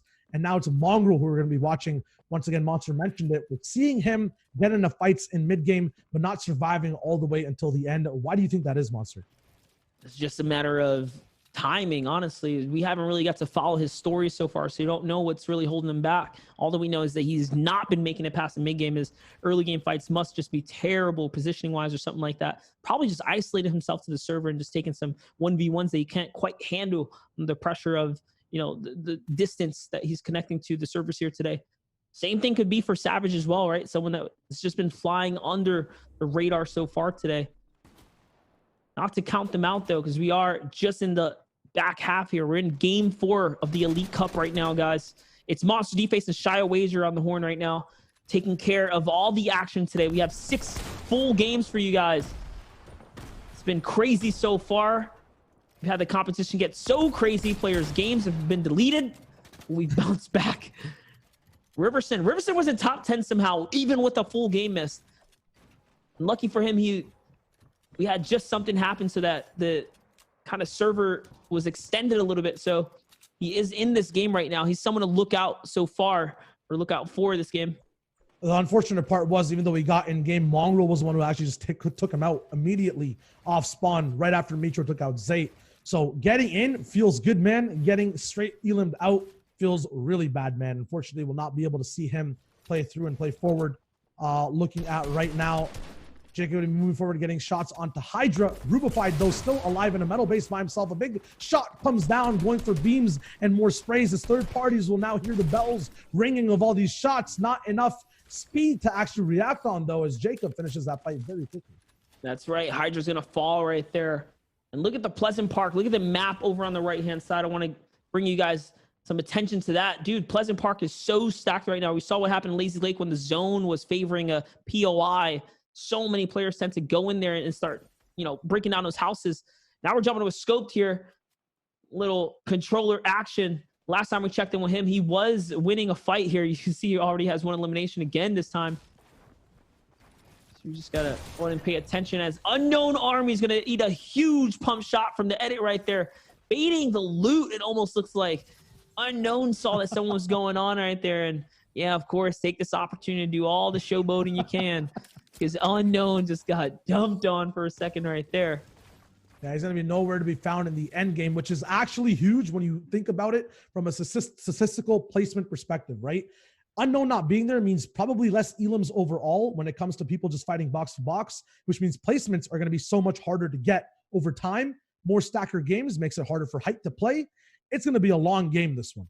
Let's not forget, Unknown Army was in 4th up until now. So that game right there is really going to be a big setback. He's going to need a huge 5 and 6 to stay in the running and break away with top 5 right now, just depending on how everything else crumbles from the top down. I'm trying to see if we can find Daxter's name right here. Help me out. You guys do end up seeing him. In the middle over there, right above Epic Whale and Ankles, Eclipse and Mexti there too. Yeah, central zone, probably built up a little bit, staying very comfortable. And that's why he's in #1 place right here. A few times we've tuned in with some of our best competitors. They were in the middle. CRR is going to find Dime right there without a problem either, making it look easy, breaking the floorboard on him. Last we checked in with Cease, he was in a top 5 finish. Now we're seeing him in the zone here again. Zone has just not been very friendly to him so far. He's been doing a whole lot of storm damage. It's probably been his biggest enemy so far in the competition today from our perspectives, at least. There were 7 players that have been in the top 16 since game 1 through game 3. Bad Sniper, Daxor, Diggy, Colorful, Unknown, Lyrison, and Wavy Jacob, all who are still performing and we've seen in this game. Unfortunately, Unknown being taken out. I'm curious to see where Bad Sniper is. And at the same time, CRR already at 15 points for this game before placement even comes in, probably and possibly 20. I mentioned it being a 40-point game. He's already closed the gap by 20 so far. That's right. Cease is not going to be able to get away from CRR right now, as he is doing the same thing he did to the last opponent, pushing right through those boxes here, getting all the way in. That's going to be a big shot to exchange, but it's not going to be enough. He's going to sneak one by through the wall there. Cease is going to fall in the exchange, and that's it.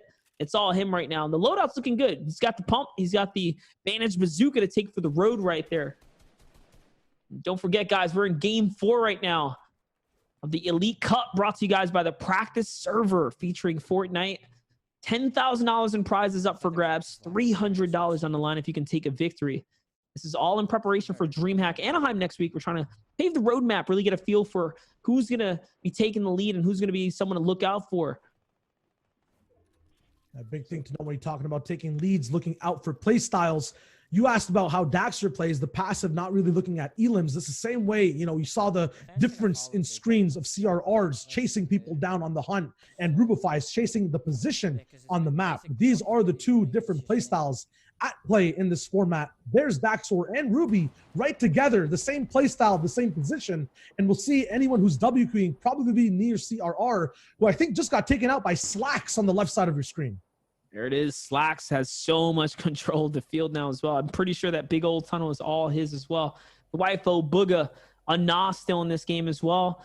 Mr. Savage alive in the middle. You see Bizzle there hanging out. Sizz Lucky still in the running right now. Sizz Lucky had a very, very good run so far up to this point. You can hear Rubify right now trying to figure out what he's going to do here. He's got the bottom portion of the zone right now. This half and half coming up next is going to determine a lot for the majority of the server right here. 47 players up means that it is going to be a congested rotation. It's going to pull west here. So most of the players are in the zone, though, for what it's worth. This is a pretty decent zone, especially the fact that it's pulling away from that mass of water right there. So this is an all-around good situation for all the players in the server right now. I was about to mention that water hopefully wouldn't be a factor in how these players play. At the same time, Zypha, Nano, Arkram all have to move across that little bit of a beach to get to where everyone is. Diggy, who was all the way in storm moving in, actually had a bandage launcher to stay alive and get to this point. Still now, though, no more brick available, half on both wood and metal, just 500 mats to move more than 25 tiles with pressure, no extra shields too.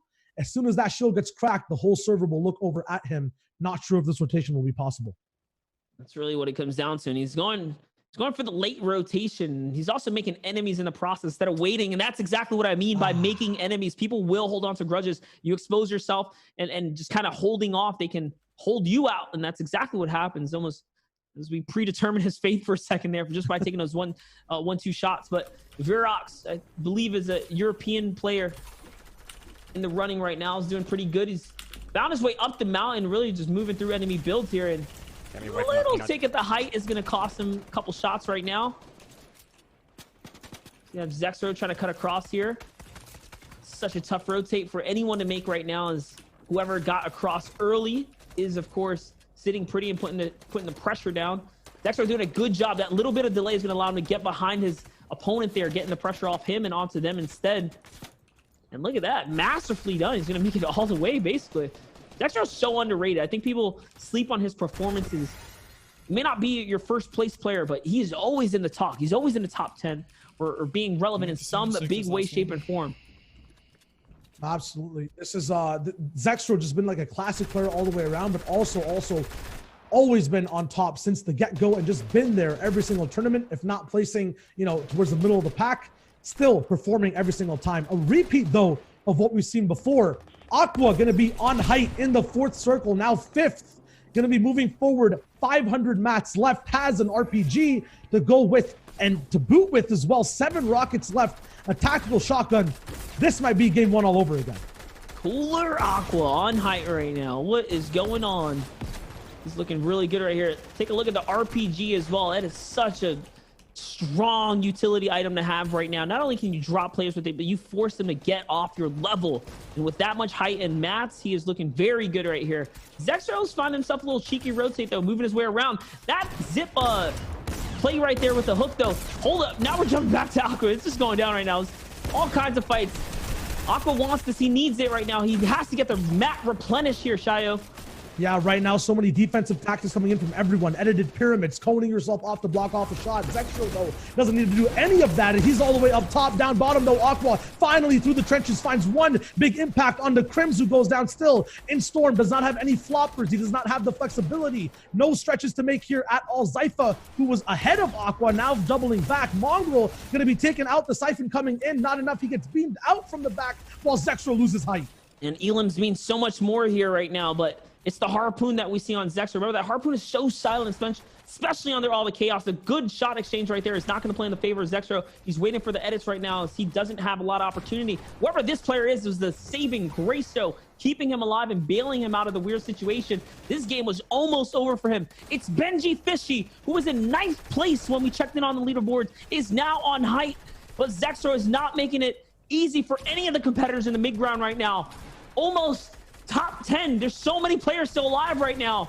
Shayo, there is a huge congestion bubble coming into this last circle. Yeah, there's 16 players left alive. The flying fish all the way on height, but can he keep his swimming momentum? Drops down, takes a little bit of damage, has 4 more floppers to eat, so he's going to be big chilling. 3 Elims available as well, maximum ammo. Daxor also still alive, the first place individual holding his top spot. Animal goes down in the top 8. Booga finally showing up. It's anyone's game. Height can still be retaken. 2 different RPGs in play. Benji finds Slacks. He's going to might be able to get that Elim. Zexro finally goes down to Verox. EU, 2 players still available out of the 20 that are playing. I think that's 7 Elims right now. 7 for this player right here. He's in the box. What's going to happen? He's going to get another and nearly dodges the trap, but it was not enough. Sizzlucky's still there. Benji's going to find Verox now. We're in a top 3 situation. He knows where all the enemies are. All he has to do is close out here. Can he get game 4 of the Elite Cup right now? Look at how he moves across the builds there. And it's a 50-50 against EU Wolfies. This is a battle of the Europe regions right here. And Benji wins the exchange against Wolfies. Somehow, some way, closes out all the way through. Swimming out, flying high, and dropping down straight onto the whole server. Flopper's not even needed for this monster of a player who just takes control of everyone while they're doing their own things, their own stories. He's just here to perform. EU once again robs another game from the world. And that's a whole EU roster stacked up in the top 5. Daxter holds out, but can't hold on to the lifeboat long enough. The fish are out to eat, and it's Benji who wins that game. 4 games, 2 EU victors, another one for EU on top. Let it be known right there. Hey, it's not an easy feature to do that right there, coming across, playing from where they're playing from. Wolfies even with a 2nd place right there. That is phenomenal considering the circumstances right here. You get so many points, guys, under this format right here. We saw the Elims as well, and multiple players, just a ton of them. Like, I think that's the most congested solo we've seen in recent times, especially coming into those final zones. Like, you had 20 players live. That's like storm surge warranting, basically. Like, it feels like if there was ever going to be a storm surge in the final moments, it's because you have 20 guys alive when the zone's about to close. Yeah, man, 30 is where the drop-off kind of goes through. But at the same time, if lightning is not striking you, it's the beam of so many people being left alive almost at the very end. Big thing to note, though, I'm not even sure how that endgame was so stacked with CRR just taking Storm on everyone early game. Wolfies also was the individual, I think, who eliminated Kanata very early on, too. Mitro getting Elims. That game was definitely EU heavy-sided, and I'm pretty sure these guys ran away with that entire game. We'll see them in the top 16. We got to shed some light on Zexro, man. TSM Zexro, realistically making the most dirty rotation from the backside. It was looking like it was all over for a second, but one moment, one decision, he steps behind an enemy build, and suddenly everyone's like, oh, they stop caring about him. They start focusing on the new guy. It just takes that little bit of a decision making to make it, make your game extend so much longer. He did that in that moment right there, and that was the key moments to him pushing all the way through to near top 10. He found all types of Elims as well. So that's going to be a heavy game that's going to affect his placements right now. No, that's literally 10 seasons of knowledge just coming through at the very end. Split decision thinking. Like, that's the difference between a professional and an amateur, right? The speed at which you move from situation to situation. No matter what's happening around you, you have that game plan, you're adapting all the time. Now, that's mid ground. High ground is a whole different story, especially when you have that threat of RPGs coming down again and again. Not even sure how Wolfies got to survive down and low that whole time with shotgun shots time and time again. Big personal also to forget at all, Verox, who we mentioned, 8 eliminations, 7th place. That could literally be worth more than a win. We have to take a look at the leaderboards, Monster. Absolutely, and I think they're ready right here. So we'll see how things kind of end up going right there. And Benji jumps up to second place from 9. Daxter, remember Daxter was in like top 5 right there. So even that, last time we saw him, he had 3 elims. He had 5. So he found another 3 that game right there. And now, dude, that's crazy. This top 10 right now is nuts. Hold up. Wait a minute. Riverson didn't even get to play that game or the game before. Somehow still holding 15th place. What? Dude, that's just how much he popped off in the first half, I guess, man. That was kind of crazy. There's still 2 games left, though. So he could make a big kind of wave here. It's not over for anyone right now. I mean, Benji proved it that last game, going from 9th all the way up to 2nd, that anything can happen. It's about being consistent. Even Daxter's place, as well as he's been playing, as much attention we've been giving him, he's not safe to take this all away either. People like Unknown, as long as they don't get dropped in that mid game, are going to be the ones to watch out for that can steal the competition here. As well for Diggy. Diggy still being very, very relevant in this tournament. Yeah, this might be slightly outdated as well as we wait up for the next ones to come, because I believe with all the action we saw, there's no way that Zex and River are just sitting at 100 or 98 points. We'll wait for the leaderboard to update.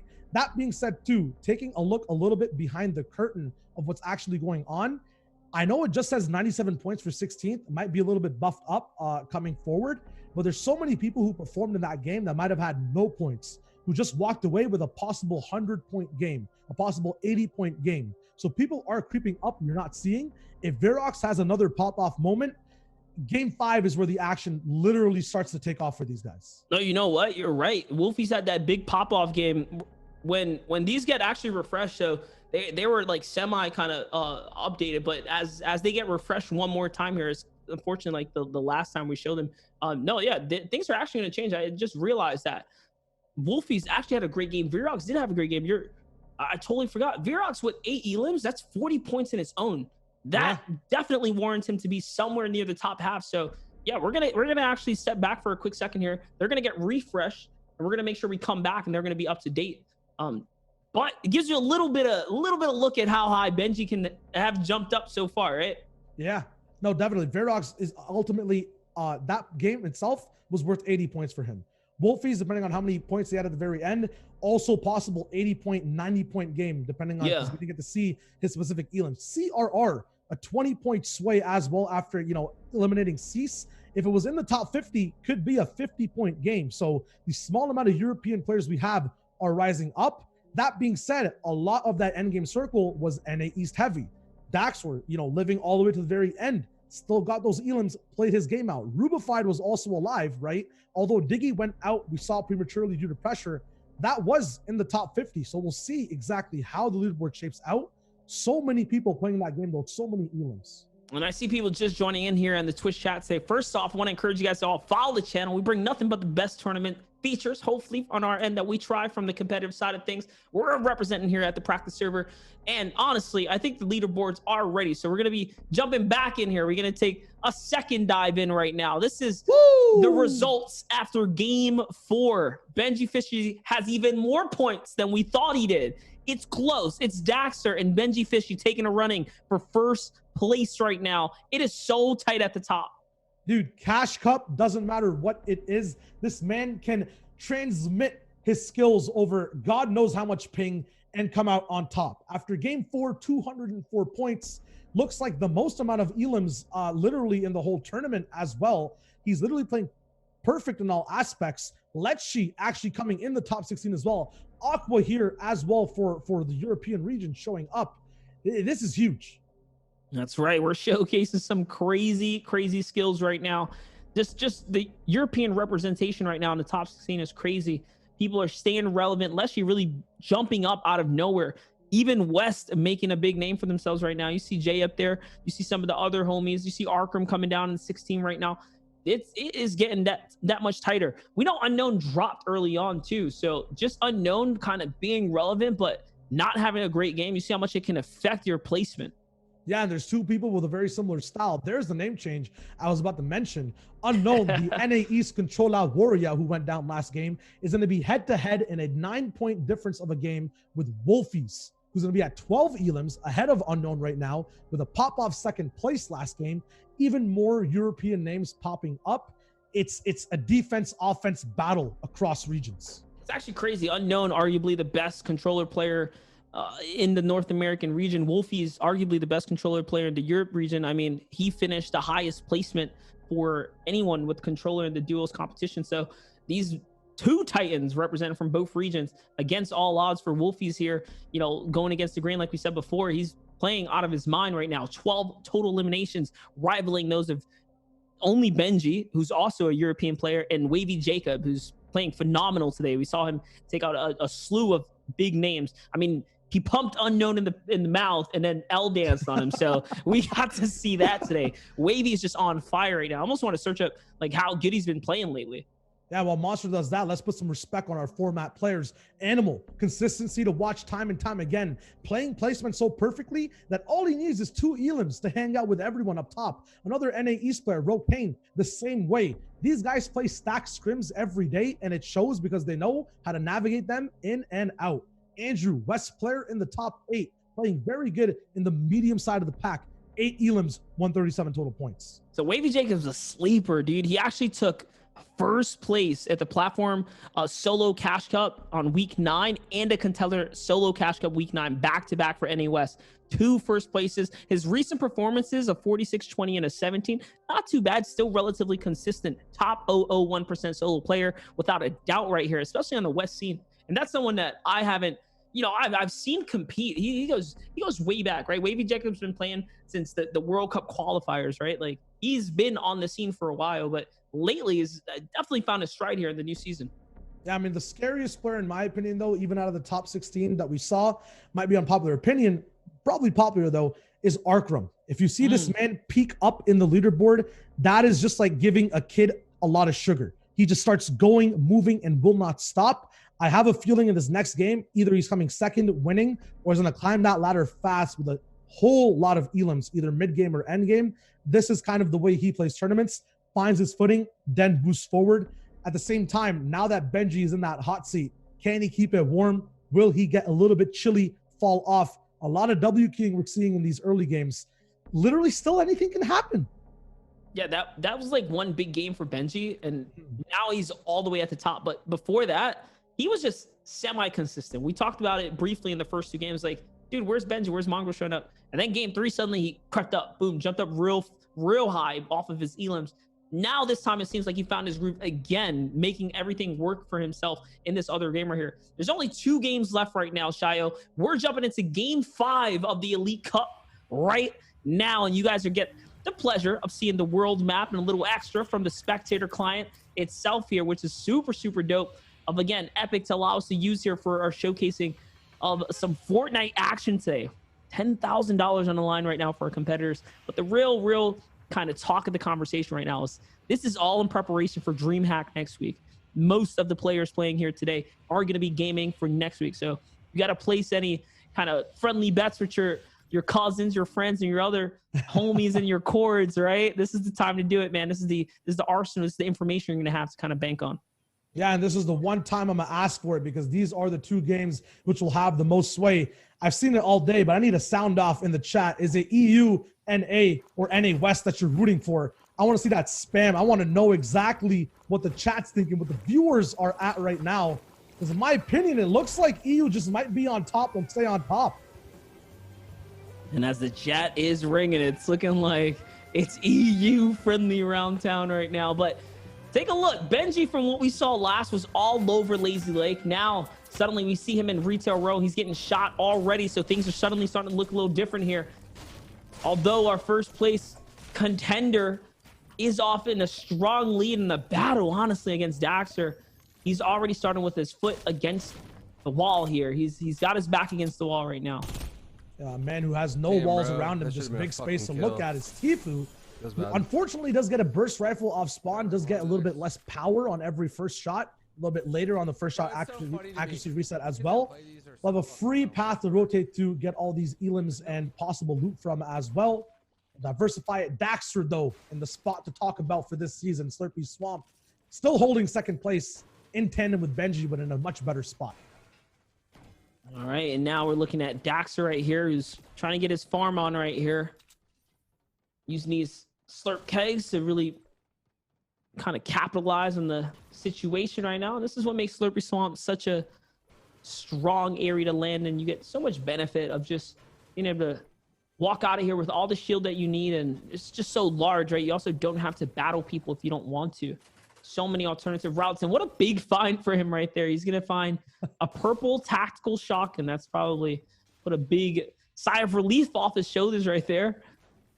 He's gonna leave Slurpee looking real nice soon now. A lot of pressure on Slurpee in that first game. There's a bunch of West players that land there, as well as East. And these guys, these specific names, Som, Daxor, Unknown, have not practiced against each other. And Mexi getting an elimination, Elevate actually going out in the Elim feed. That's one thing we can just pay attention to during this early game. More early game fights. It's Young Calc against Thomas. Can he find the reversal here? Has the RP. It's a green one. Might have to get the reload. It's not possible. The Siphon saving Thomas, actually. 70 HP left. Not gonna lie, that was kind of a weird play to do right there. The RPG is so risky. Should have walked him up. Would have taken him out regardless of what. And yeah, that is Calculator, Young Calculator right there. He's kind of rocking with a weird name for this tournament right now. But EU is showing up, guys. That's the name of the game today. One of the most decorated players of all time, Benji Fishy, is sitting in first place, guys. He finished with, or in the money, in over 50 tournaments so far. This really has been his year. He's gotten top 10 solos in multiple different cups so far and 4 first place finishes. That's crazy. These are just his stats alone, showing that he has some of the most competitive solos under his belts and just tournaments in general. Not only that, first place is across the board. This man is unreal. I don't think with me and you combined, we've played in even 50 tournaments. No, but definitely he's not. Placed in the money in 50 different ones, whether it's like, a cash cup, whether it's a community held third party event in Europe. I've had the pleasure of casting a few of those too. And these guys, if it's team modes, individual modes, they just come in, pop up. Europe has some of the most event practice compared to any other region available right now. And Bad Sniper, you can see that. Okay, Thomas. Okay. Thomas pulling a Young Calc right there. We just talked about how risky it is to use RPG at close range. That's what I was referring to right there. The risk of shooting yourself is so high. Like, he just did it. So Thomas, realistically, up until now, he's been playing pretty good. Like, he's in contention for top 10, more or less, just off of how good he's been playing. That right there is going to be the major setback. The 5 points he's going to accrue off of Calculator's death early on is not going to be enough to keep him consistent here. So we'll see kind of how things shape up for him. But Blake has got the pressure of Bad Sniper up above, someone who is also representing for the EU region right now. He's been playing pretty good so far today. Let's see how Blake's going to handle this. Goes for the pop shot right there. The exchange was not worth it, though. He's going to lose the shots because now he's against the back against his wall right here. Bad Sniper didn't have much shield to begin with. He just kind of balanced things out. There it is. So they both exchanged the shield cracks. They're kind of even on health, honestly. Oh, no. You have to block your sides. Finex is going to find himself a nice little freebie right there. He's sitting in the bush, actually.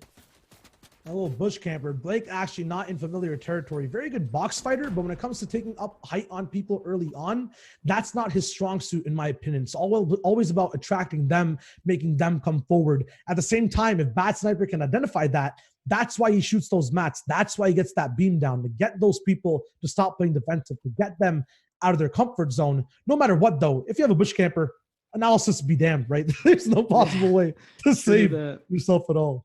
True that. And decision right here. He's got the option between a gold tack and a purple pump. I want to know how you guys feel about that. What would you choose? But regardless of what, that's going to be AJ fall into the likes of Clicks right here. Clicks doing a great job. Just holding strong, man, taking control of the walls, and that was his cone. I think he trapped him for a second there. Yeah, and he's going to be celebrating that elimination. We're going to turn up that tune real quick.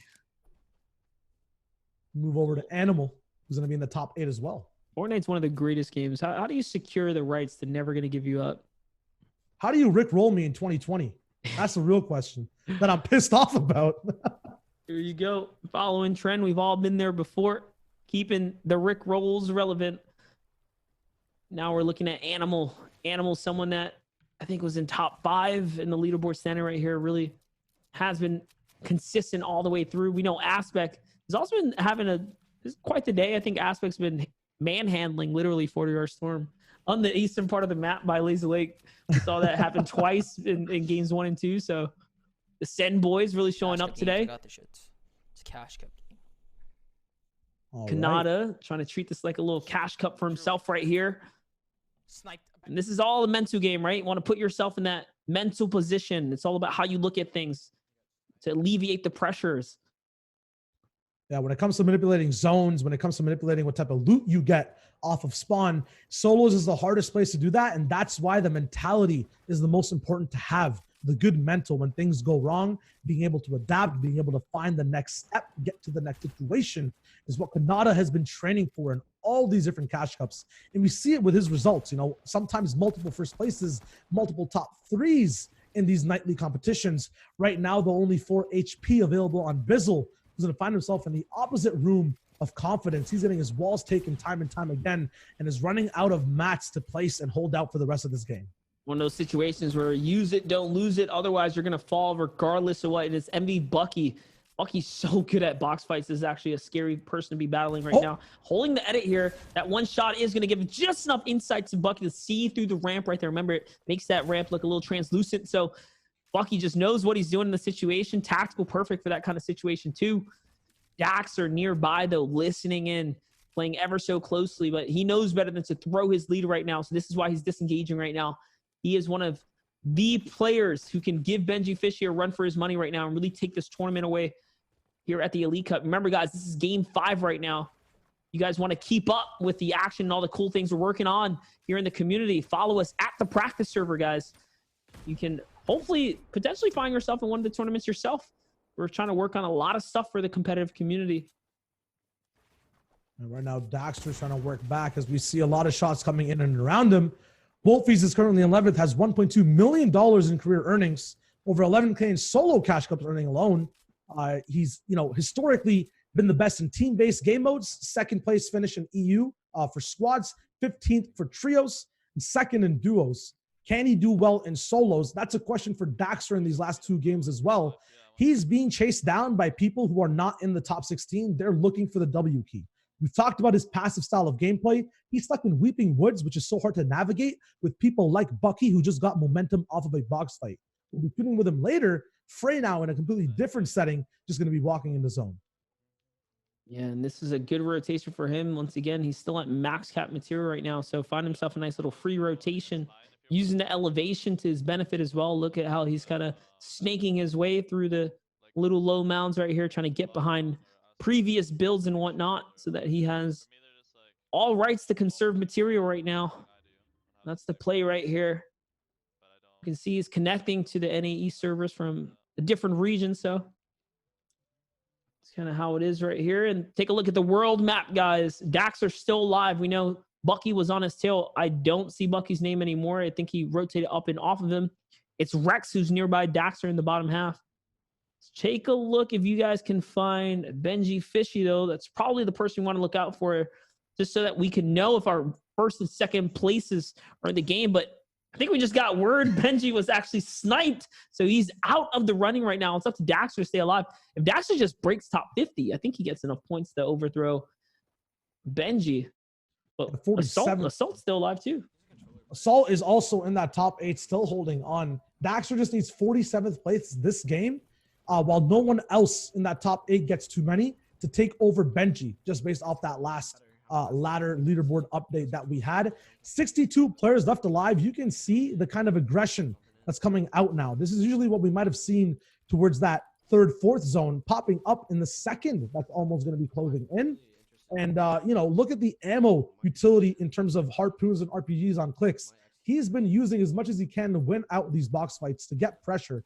and he has enough left for that later game, but a lot of people will be in the situation where they won't have as much as previous games. It's actually underrated, the 2 elims that he has right now going into late game where most players tend to catch and capitalize on elims. If he makes an end game with 2 already, he's going to be super high up. That'll be the difference in really allowing him to kind of bolster up and rocket his way to the top of the leaderboards. But jumping back with Aqua, who we know has been struggling to kind of keep up. He's already through a few games as far as his lead went, but it's okay because he's still in the top 16 right now.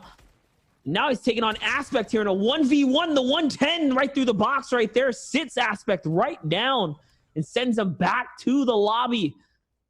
Aqua showing that he is not here to mess around at all. So far, every time we've tuned into a battle with Aqua, he's just pretty much stomping through builds with no problems, pushing right through. Fearless.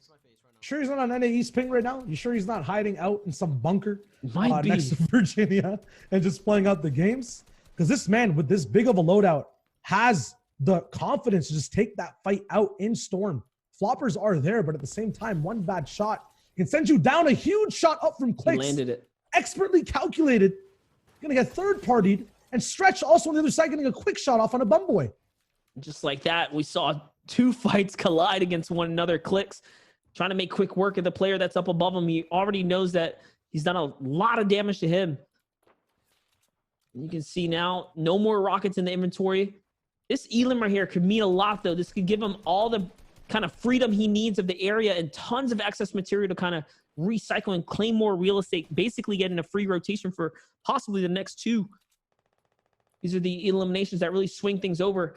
But it can also be the opposite. This could be the fight that determines, that puts him in a bad situation. Notice he's had 4 mini shields coming in. Now he only has 2 left, so can't really afford to get tagged too much more now. You can see jumping in with Tifu's perspective. He's found his way to the zone here. Players nearby. Being in the middle and so distanced out right here, these are the kind of players that get targeted by grenades. You have to be very careful with choosing to kind of sit up high like this, especially with no cone. This does spell a little bit of, you got to be playing for info there. Tifu on that Barney type beat loadout, looking all purple. No extra shields available for him either, which means that once that crack goes down, no way you can seal it up at all. That shit will be sinking. A lot of players looking to jump on it. Here's Daxter, man. Daxter, once again, 47th place is all he needs to take this game to secure first as we know it. Should anyone else not push up to the top. If he gets a consistent game out right here, he'll be the most consistent player, I guess, so far. He's really been one of the names we've been talking about since I think it was game 3 where he skyrocketed up into great placement here. So, and he's looking good. I mean, players that use the cone like this, he's not trying to fight anyone. He's not trying to antagonize people nearby. He's just keeping a low profile, as he rightfully should. I think he's sitting on top of Rex and some. Is that all a West meet and greet, dude, right there? Yeah. And one big thing on West, the one individual that I think sets himself apart from the majority of the competition, Epic, whenever he boxes up, brings out his controller. When you talk about hybrid players, this man is the hybrid player internationally, in my opinion. He uses both every time he plays. He gets the beams down, and he box fight practices with his controller daily amongst his West friend group and friends. You'll be noticing this a lot towards that mid-game. Keep an eye on it. There's the keyboard now when we need to rotate. That is quite impressive, to say the least. He pulls out the controller to fire at players. Take a look. Yeah. There it is. He does a quick swap right here. But when it's time to get the tunnel going, hey, man, he plays to the benefit, showing that there's nothing that's going to stop this dude right here. And that's exactly why. Look at how many shots connect right there. It was at least 2 or 3 headshots, to be honest. If that's not a little kind of proof in the madness, I don't know what is. I mean, as funny as it is, yeah, it's so hard to do. Yeah, now he's back, moving in. And, oh, that's going to be troublesome, Monster. Yes, it is. He's going to get tagged down a lot here. He does have a Slurpfish, though, so he's going to be okay to bounce back for the initial kind of health pool he lost there. But at what cost now? Now he's down to no white heals here. Stretched is going to find someone with a trap for a second, it looks like. Seeing off on the feed there, Tifu's going to find someone as well. Last we saw, Tifu was in an awkward position. Scoped is actually going to catch Aqua there in the elimination feed as well. So down goes Aqua. Top 10 running is no longer in the question for him right now. as he is continuously being pushed down right now. Not wearing the proper type of shoes. CRR gets his feet tagged by Stretch, trying to run away from the fight.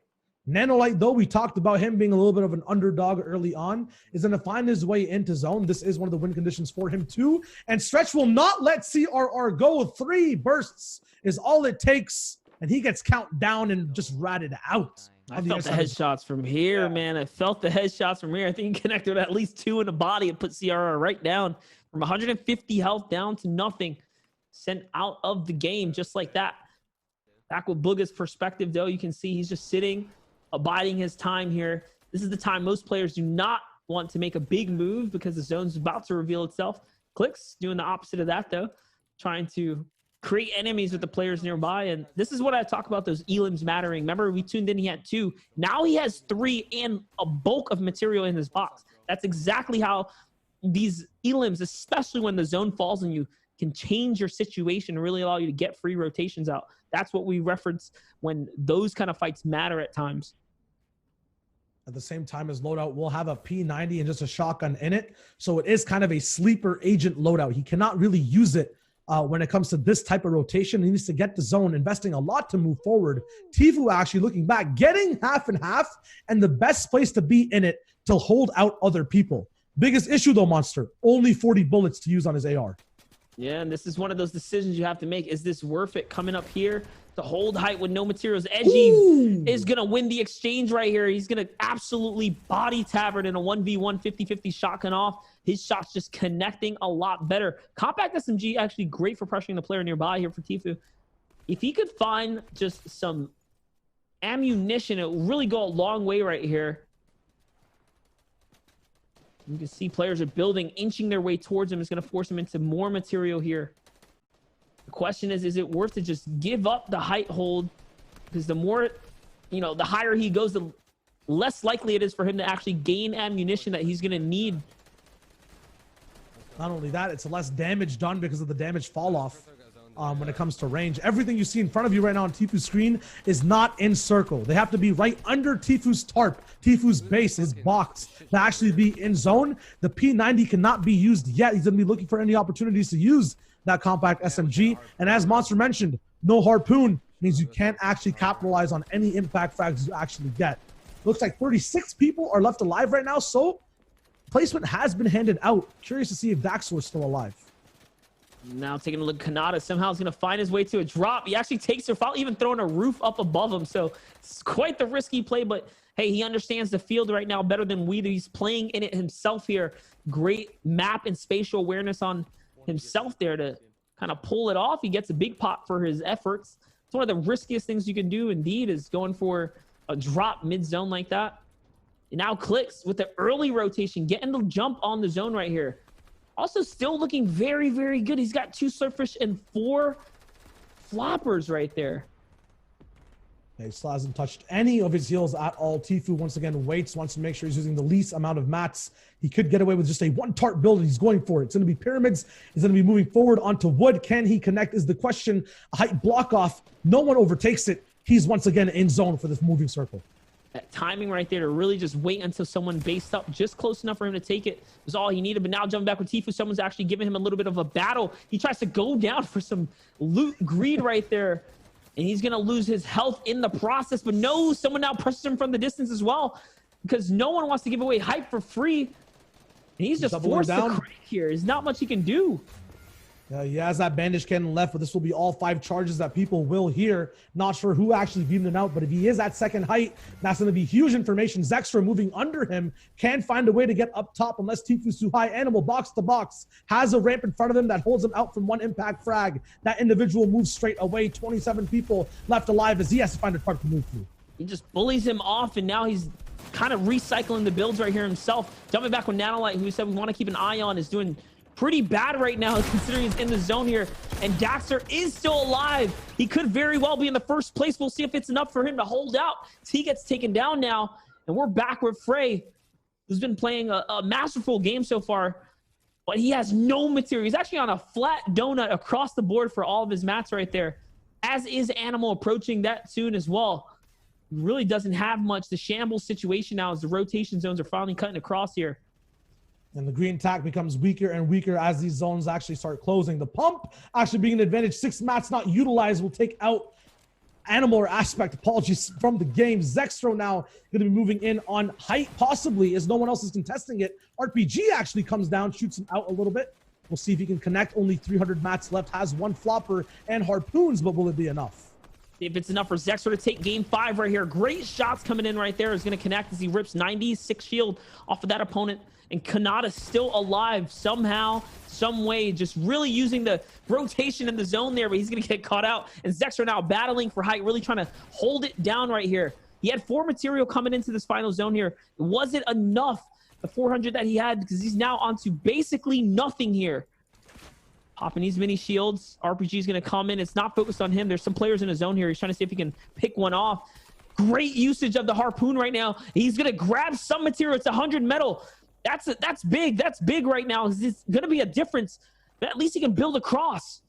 Look how deep people are in zone. Assault all the way on that mid ground in the top 16, as well as Little trying to move forward. Zextro actually, I think, finds Assault all the way near the backside, but doesn't know about Little, who could be creeping up. Only has 100 mats left. There's Little actually fighting Assault for height as Zextro is on Colorful, Arkram, and Scented west on west down at the bottom side. They're looking for shots, and Zextro's here for the third party. That's the best case scenario for him, that Assault is fighting in the zone right now, really not being a big factor for him. And Assault misses the side jump right there because he has no material. He's going to find Arkram in the zone and makes him eat the pump to the face. And Arkram, our top 10, is also out of the game now, but it's all going to close out as Colorful turns things around. He heard the shots and wins the game himself this time around. That Colorful coming out from the depths of mid-ground. No floppers available from what we saw in that play, taking out multiple fishies in the storm at the same time with person who was on height, Zextro, who pulled out so much damage onto his white health pool, somehow still survived, got to pop those minis out, got and dropped down all the way towards the very end, played passive until it mattered for him to get active. That could have been Zextro's game, but Colorful somehow turned things around, even from the low ground. Zextro just kind of let his guard down for what was going on inside the zone because he was kind of thirsty to catch some elims on the congestion and the fighting that was going down. But something must have happened there. He got hit with something vicious because he was taken right out. He was in such a good position there for a second. But Colorful, man, we've been kind of jumping in and out with him. I don't think we've seen him really push through to make a big end game performance like that. Not from what I can recall today. That's going to be a big game for him right there. Yeah, and that's going to be game 5 for him also being locked in. If he isn't all the way up top at that 100-point threshold, might not be able to get towards the top 16. But at the same time, I believe he was in the top 16 the last time we checked, might be pulled up. At the same time, that's a $300 win from what we saw, right? That is cash in pocket. So if he doesn't still make it towards the top 10, he can still keep, booling out in a sense in the fact that he did win one of these games in these stacked lobbies.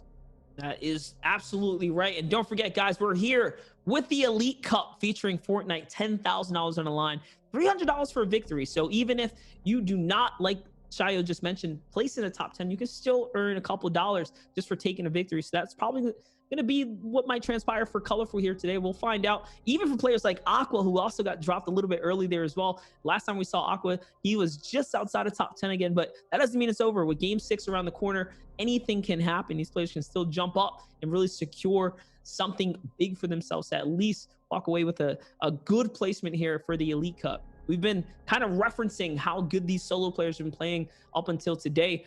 Every single player that we've invited here to this tournament today is basically setting the roadmap up for the DreamHack competition that's happening next week. It's going to be $500,000, $500,000. Yeah, and that's everyone on the same ping, everyone side by side on computers, a completely different type of headspace to be in. But right now you can train for that in this competition. You can see a little bit of, even with the ping disparity, how people match up in drop spots in early, mid, and late game. So we'll see if that actually translates or changes within just a week's time. As this time next week, you guys will be playing for $500,000. Oh, actually, pause that. I think it's 250K, regardless of what. Okay, true. It's a little over a quarter mil right there. I hear all these millions. We talk epic games. I mean, it's hard to differentiate that sometimes, to be completely fair. My apologies up until this point. But regardless of what, a lot of money on the line next week. Today, just a small kind of, I guess, pinch in the bucket if you really think about a little 10K up for grabs. But hey, I mean, it's turned the competitive community to show out and come through. So thank you guys so very much for tuning into the practice server live stream. Even if you are doing a viewing party as well, don't forget, guys, you can follow us here, follow us on our social medias as well, so that you can keep up with everything that's developing that we're trying to plan for the comp community, because the last 2 weeks have been very festive for us. Last week, we did the Search and Destroy tournament, probably the first competitive showcase of that one right there, all just for bragging rights. And I mean, a lot of you guys got to watch that as well. This week, though, bringing it back to good old-fashioned Fortnite, which might be the last competitive tournament. The Elite Cup might be the last one of the season. Who knows? Maybe someone throw one tomorrow that I haven't heard of. But for what it's worth, for what it's worth, the new season's right around the corner. This might be the last comp that we see for the season. So I'm pretty happy to be a part of it. Yeah, man, definitely. The way this meta's played out, the way these players have still stayed in tune all the way to the 6 games, this competition has been great. And that's also thanks to the production crew at the back that is actually catching the action in amazing ways, jumping from fight to fight, using that live spectator client that Epic has also provided Practice Production to use. So big shout outs to that. It's just great overall coverage, amazing casting from what I see so far, Monster. I think we're, killing it a little bit. It's been a very fun time in all these games, and these players especially have been popping off game after game. I was gonna say, chat, what do you think? How are you guys enjoying yourself so far today? We're definitely having fun. We want to shed a little bit of attention to Prodigy Analytics as well. Check them out on social medias. They're doing a great job. You guys are organizing any types of tournaments and you need some help putting something together, you can holla at us here at the practice server. We run those kind of discussions with you guys, but also talk to Prodigy Analytics. They're bringing some of the best information bits to the table here today, really helping us paint the narrative right now and having some fun, making it that much more of an enjoyable experience for all of us, because realistically, like, all these kind of players that we have today, all their solo performances, I wouldn't have otherwise known about it if it wasn't for the team really providing all the information in the arsenal. So it's really a culmination of all of our, talented people involved in this, that we're able to bring this all together. And this next game that's it. Like, we're pretty much approaching it. This is crunch time right now. We've had a great first half. We are now in the bottom, right? This is it. We're coming into our closing moments. I think leaderboard's being worked on right now, but what are you thinking, Shayo? Do you think Benji has what it takes to bounce back? Has Daxter taken too much of a lead at this point because he was still up? I think that everyone's up on pedestals, and like, if this was a bridge, it's about to collapse with all these amazing plays and pressure that's kind of being put on it. The person that kind of fall last into the water will be the one to just come up top. So whoever doesn't crack under that pressure is one who will survive. Benji, a little bit rocky last game, but I think can make it back for that game 6. At the same time, these players learning off from those past 5 games off spawn, will things work out? Will it be an absolute stacker, or will we be on those, envy Bucky vibes where we're pushing into people's boxes, trying to get as many points as possible early to carry us out in the late game? Yeah, and one thing to mention, Wavy Jacob was in 3rd place and he missed the queue for the last game, and that was why we didn't really get too much coverage on him.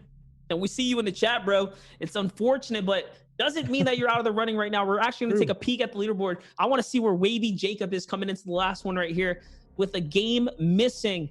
He is still in. Ooh, he drops all the way down to 11. Okay, so I thought he might have been a top 5, but shows you how much that game actually matters. Zexro really creeping up, as is Assault here. This is so close right now, Shayo.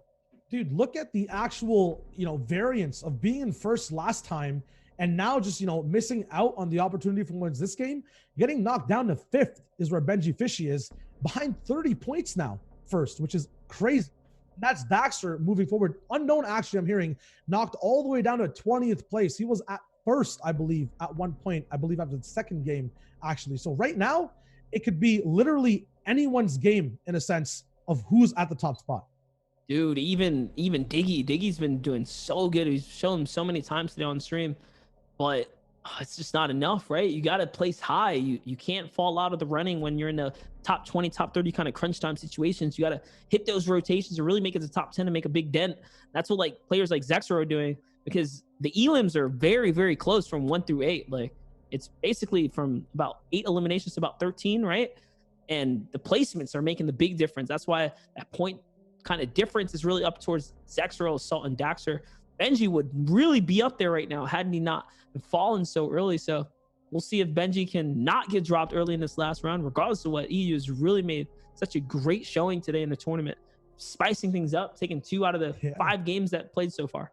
And still, you know, a win at the moment, if you just get 4 elims, 5 elims, nets you about, you know, 80, 85, 90 points possibly. One person who's just kind of flown under the radar this whole time, Eclipse, who's finally now in top 8, was chilling around 15th, 12th, 11th place, slowly rising in the ranks. And I pointed out earlier as well, Arkram bumping all the way up to 9th from 16th.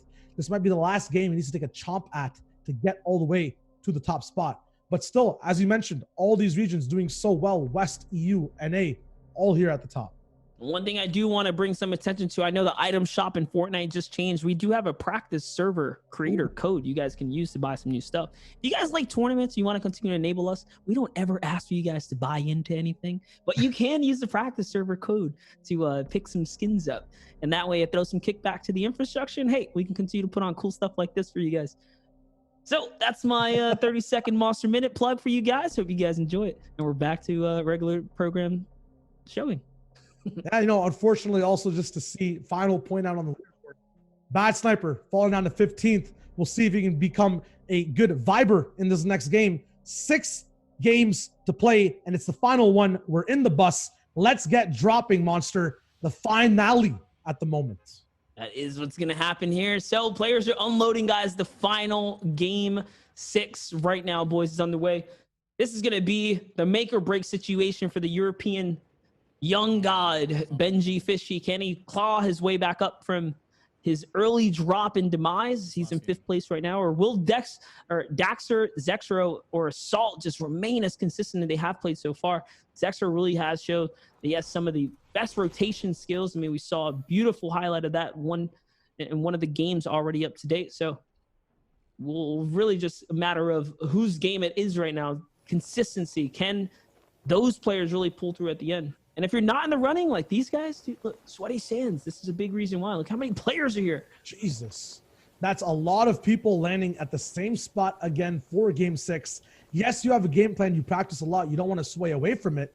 But at the same time, if it isn't working out for 6 games for Elevate, it looks like Mitro now is going to be the one who's going to be 50-50. Elevate picked up first. Is the Elam still there for Zayt on Mitro? Yes, it is. And SMG, not enough. That's 2 quick eliminations. And Zayt's at full shield. Might be wasting a little bit of time with the dance, but you got to celebrate when you finally win the game out. Hey, you know, it's a small one. This is his win of the day right here because he ain't coming in top 10. So that's how you got to do it sometimes, you know. Just, hey, count your dubs right here. This is a little dub of the day. We'll play for Zayt right here. Actually, surprising for that many players to continue to stick it out, right? Like 6 games through and you want to hang out there. I mean, players like CRR show that they can make it happen, though. So, yeah, it's heavily contested, but if you're just better, you win, right? You win it most of the time. So, yep, faster drop, and still that $300 prize for winning the game is on the line. So even if someone is in 99th place right now, they have something to fight for, something big, arguably as well, because that's, you know, maybe top 200, top 50 in the cash cup, depending on what day you're playing. So it's a huge type of earning check to get. And at the same time, Daxter is going to be the one to get the big boy bucks if he holds out for first place. Slurpy Swamp going to be taking in all the shield, has more to boot, looking for that top tier loot. This is a big elimination in the feed right now. Unknown Army is actually going to find Animal, both of which were running up in the top 16 leaderboard right there. So Animal is out of the game. No longer can he secure a top 10, but that gives Unknown Army all the more lead in this early kind of situation. He's probably feeling really angry right now because he knows he needs Elims to close this big gap. So if he has that winner spirit in him, he's probably going to be pushing all types of players right now to try and secure the points that he needs. We've seen players employ strategies before where it's not about, you know, just finishing the game in top 10. It's about going for number 1. Sometimes you got to play like you want to take number 1. We saw players like Matrix Mark really pull it off over at PAC South Solo competition, throwing it all at the wall to make huge and miraculous kind of comebacks. Can Unknown Army pull that off right now? We've seen him do it before. You can't count him out. No, it'll be action-packed no matter what, because his game needs to basically get online right now. Assault 2 needs a very consistent game here with a bunch of end game eliminations. Kaz taking out Airwalks over there in the feed. He was top 16 earlier on, could possibly be ripped up all the way back into it with that placement. Finex, the Bush Camper, is there too, and Clicks being taken out by Kez early on, who I believe is in that top 16 at the moment. Zexro peaceful in Orchard. Doesn't have to deal with any stress at all in this early game. That's so good for him, right? He's in top 3 right now. Zayt is actually going to fall down and sweaty right there to Fernand. You can see in the Elam feed right there. Fernando's actually going to find him right now. And this is it. This is a big opportunity for Zexro to pull through. If Daxter falls, if Assault falls, that's it. This is Zexro's game to kind of take away with, as long as he consistently closes out. Here's Unknown Army. We're jumping back in through the Spectre climb, who's following him really closely. He's pressuring Som. He's going to find another one. This is exactly what I know that Unknown is capable of. We all know it. He's performing right now. That right there is going to be a big momentum shift for him. Remember, once he gets going, he does not stop. All he needs is a compact SMG, honestly, and it's over. He's jumping in your box. The thing about him is he gets you before you're situated. You're still trying to get your loot on, but those Elams right there, he doesn't have to farm anymore. He doesn't need mats anymore, right? He's just big chilling. Like, he's setting himself up for success to fight players in mid-game. That's something that no one else does as good as he does. That is his game style. You mentioned that, those players are trying to get their loot on. He's also trying to get your loot on. The man doesn't need to loot. He's trying to get your loot on. Yeah, he's trying to get your loot on. Like, there's no need for him to keep looting chests over and over. You got a loadout. You got 90 SMG ammo. You're pushing forward. And then you calm down. Here it goes. The machine started. His left control stick is just going to be sitting on forward. That L2 is going to be pressed in. And this is just going to keep on going. You can't play defensive against someone pushing you. Doesn't matter what region you're on. You can't stop Unknown. I'll tell you right now, that big smirk on his face means that he already probably hit a couple shots in that player right there. But now we're looking at Andretta and Wolfies here. 2 young EU Lords right now going toe-to-toe. Phenomenal players when it comes down to 1v1s right here. Let's see what Andretta's got. This is a big fight for bragging rights right here, as they're both not necessarily in the running for top 10. So we'll see what can happen. Actually, I think Wolfies is. I take that back. Wolfies does have a good chance at taking a good spot in this tournament right now. And Dretta's actually going to lose the exchange. Wolfie's just going to connect and get the better of him. Now jumping with Booga, who's in a 1v1 fight as well over in Misty Metals. There's the zone pressure on his back right here. No chance of him kind of sticking this out for very much longer now that he's drink the flopper right there. Yeah, he has no chance to stand up zone at all. There are campfires available all the way into zone to use, but you have to be in a safe position to use them. Kez now going forward on Finex. No bush for him to hide behind this time. Is going to be on EU ping, so this wall can be taken, which means more mats will be used. Kez will be out in the open for longer, but still, Finex is going to be on that backside of the fight. 1 HP left. No floppers or fish able to be used on Finex, but they already would have been popped. Kez going forward for that spray. Very nice preemptive cone placement. Just nets him that Elam fast. Well played by him too, not baiting into the box, right? He knew better than that. Booga's actually going to land a big sniper right here. Now he's just going to go ahead and use that AR. Notice how he's just constantly firing a couple shots to kind of keep some pressure on, see if he can gain some distance. Decides against his better judgment to kind of stick the fight out. That one shot's going to back him up. Wolfie's going for another fight here. It's Bizzle. He's got left running with his tail between his legs right now.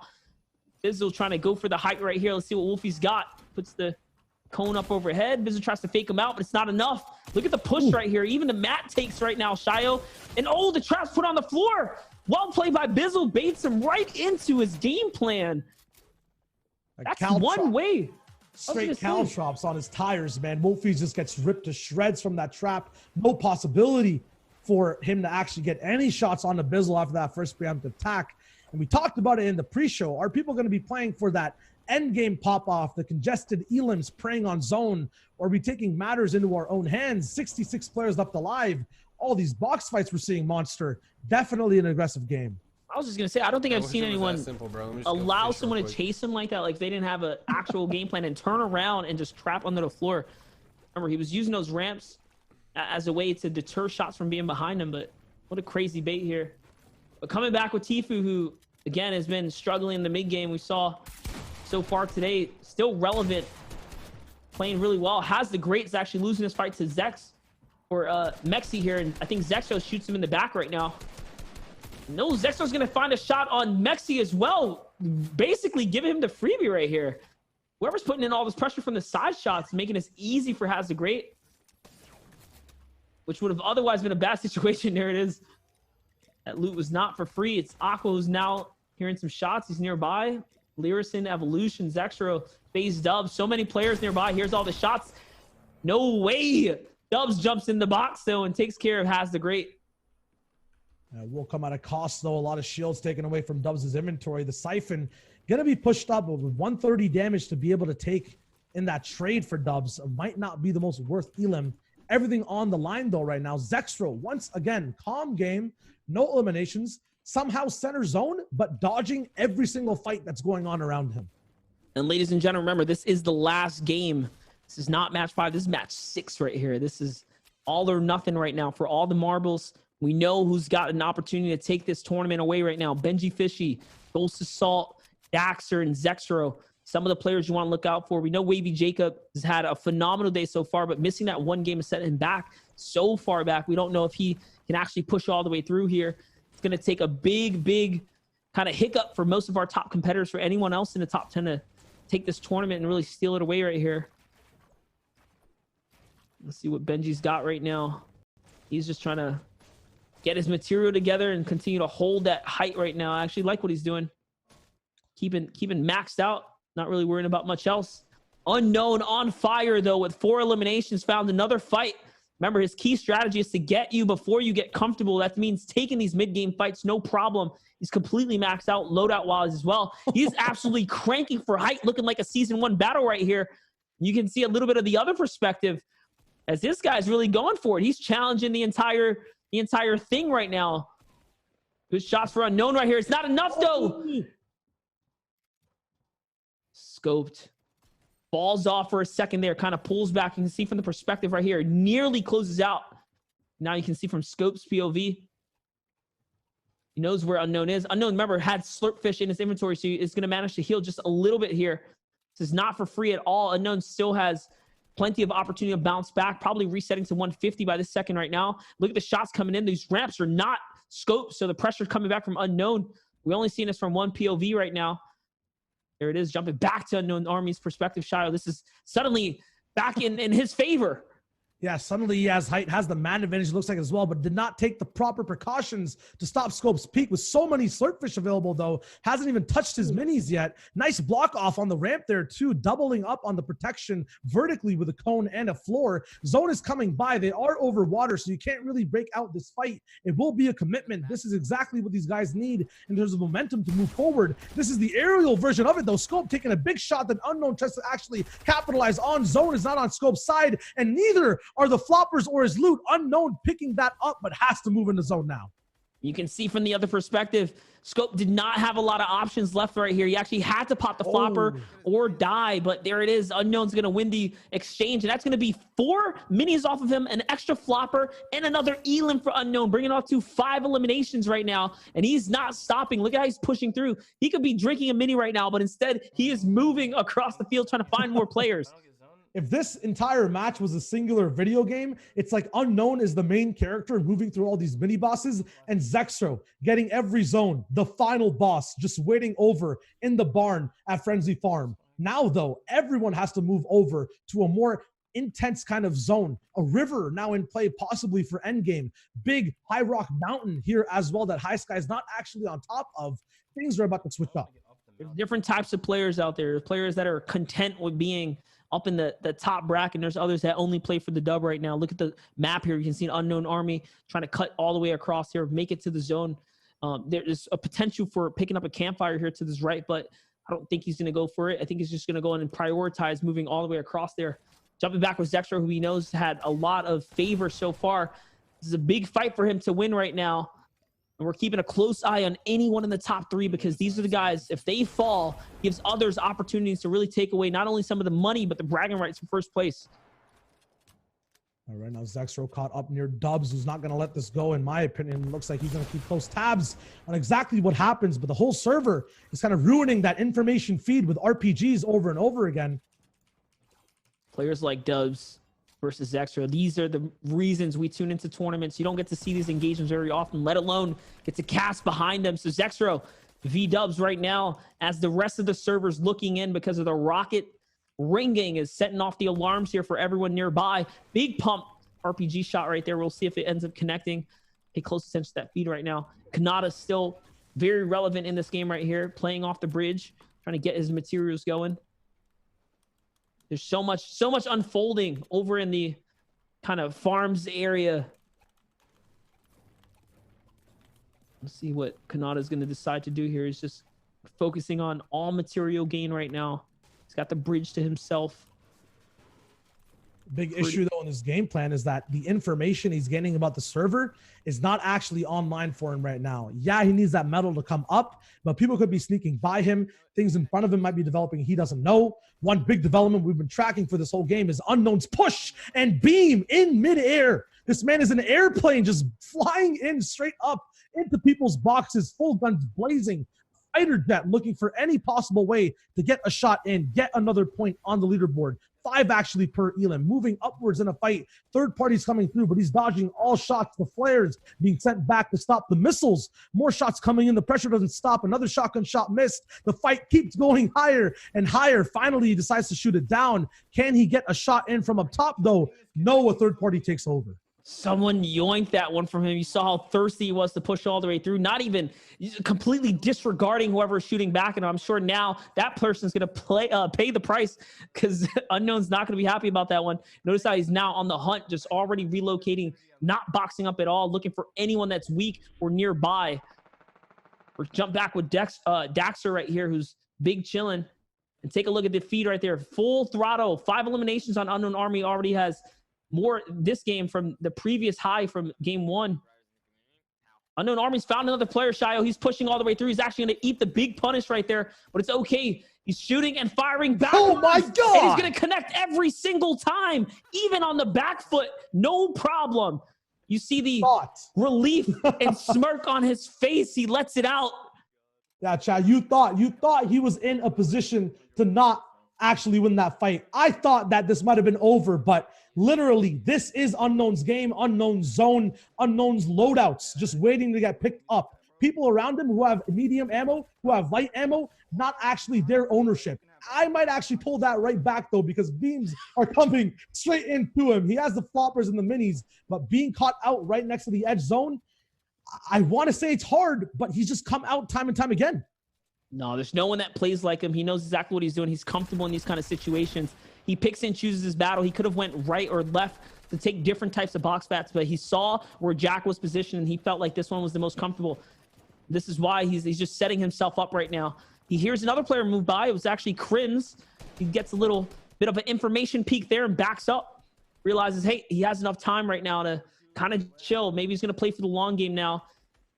And there it is. Finds a little opportunity to kind of fire out. He's trying to decide what exactly he wants to do. Krims is going to find a little opportunity to kind of shoot up, though. And that's it. He's out of floppers now, too.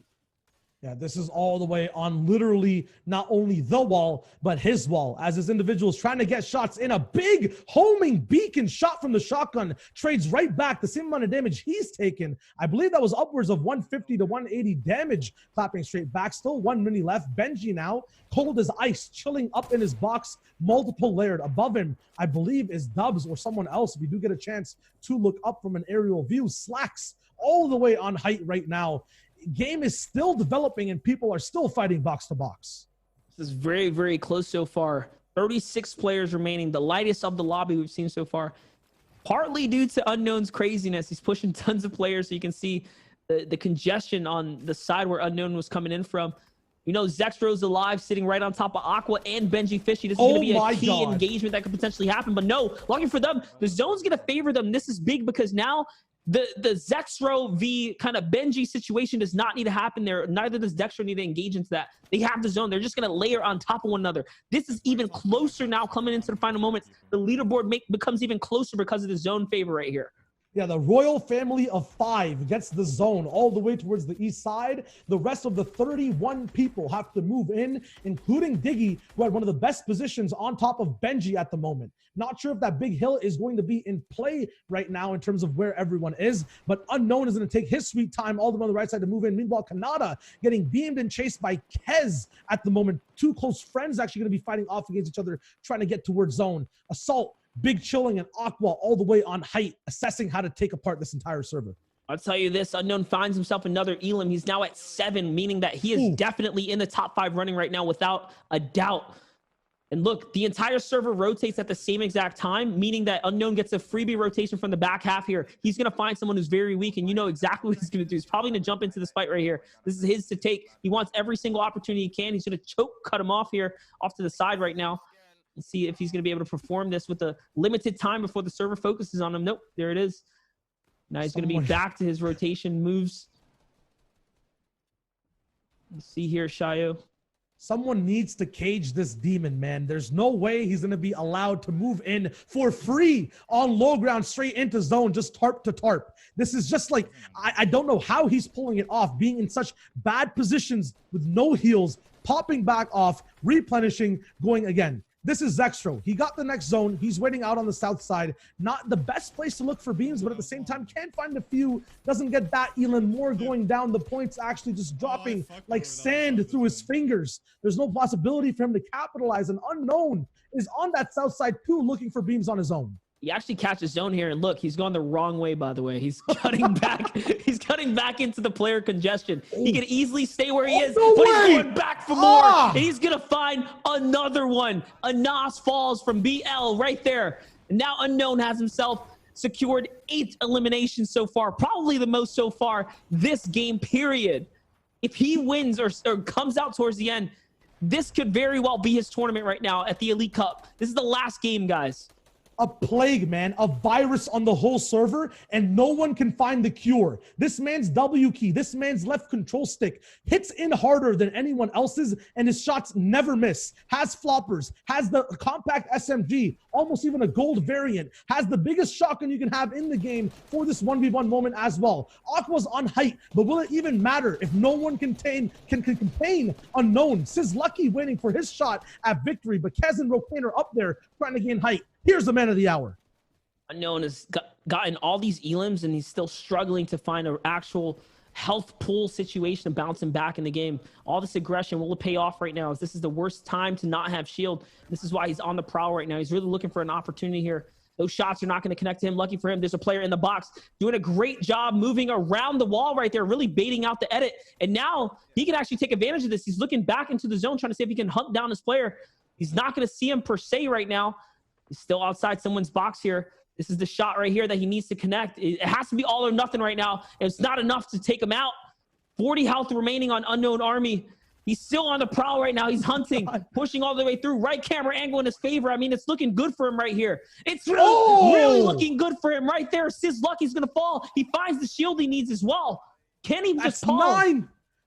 9 eliminations as he keeps moving forward. I believe there's only 7 or a few people left on the server. Verox is still up. Aqua's on height. Slacks using floppers. Unknown has no floppers whatsoever. Cloud now just hiding, hoping that Unknown's eyes don't target him, that these heat-seeking bullets do not connect with his body, as he might not have any heals left whatsoever. We are in the grand finale, the final act. Unknown possibly going down in this climax of a big fight fest, going in the box, controls the ramp, double edits, the trap up. Is it possible? Yellowed ramp, no shots actually coming through, and Unknown's out of mats. This is so close right now. Assault is also in this game. Benji Fishy also in this game. These are all the players that we need to keep an eye on for who's going to take first place here in the Elite Cup today. It could really go either which way with the amount of eliminations Unknown has pulled off so far. He's going to get caught 5th place just like that. He's out of the game right now. Aqua's going to get snuck up on, and it's Assault who's fighting for the height right here. He wants this victory. They're all going to fall down. Oh, he's out the game. Nanolite with the big RPGs following up. We get to see his perspective right here. That's going to replenish him all the way up, Shayo. Last game, 1v1, 50-50 exchange. Can Nano complete? The shots miss. It's EU. It's EU that ends up winning that out. They lost height and they look very good. Unknown taking the whole lobby, but Verox says, no, stop right there, sir. RPG or not, that is my game to win. Huge trade in a 1v1. Nano, the pressure getting to his brain, but the aim of Verox stays true, and Europe wins yet another game out of the 6, the final one. Oh my God. EU takes 3 for 6 against the grain today. Dude, the Elite Cup, this has been nuts. It's been great. It's been great so far, to say the least.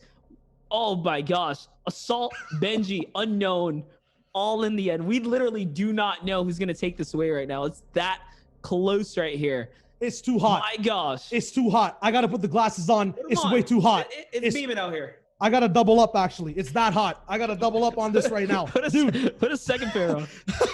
Unknown, straight up, walking in, just eliminating whoever he wants to eliminate. You're in front of him, Mats, he doesn't see him. He's got something, I don't know what it is, to walk through with whatever weapons. Europe, we have height, RPGs, take it out. Don't care. My name's Verox. Nice to meet you. Here's my tactical shotgun to your face 4 times, Nano. Nice try.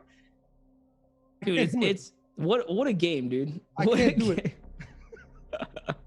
It's been definitely a close tournament, to say the least.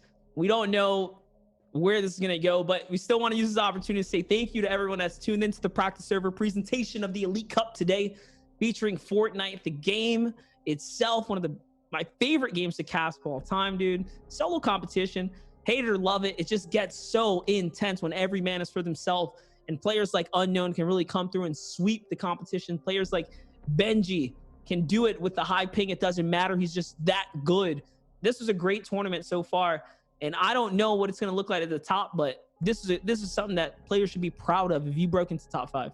No, absolutely. Even if you got a chance to play in this tournament, the knowledge gained, the experience in playing with such, top level talent, coming in last, not even hitting that top 16.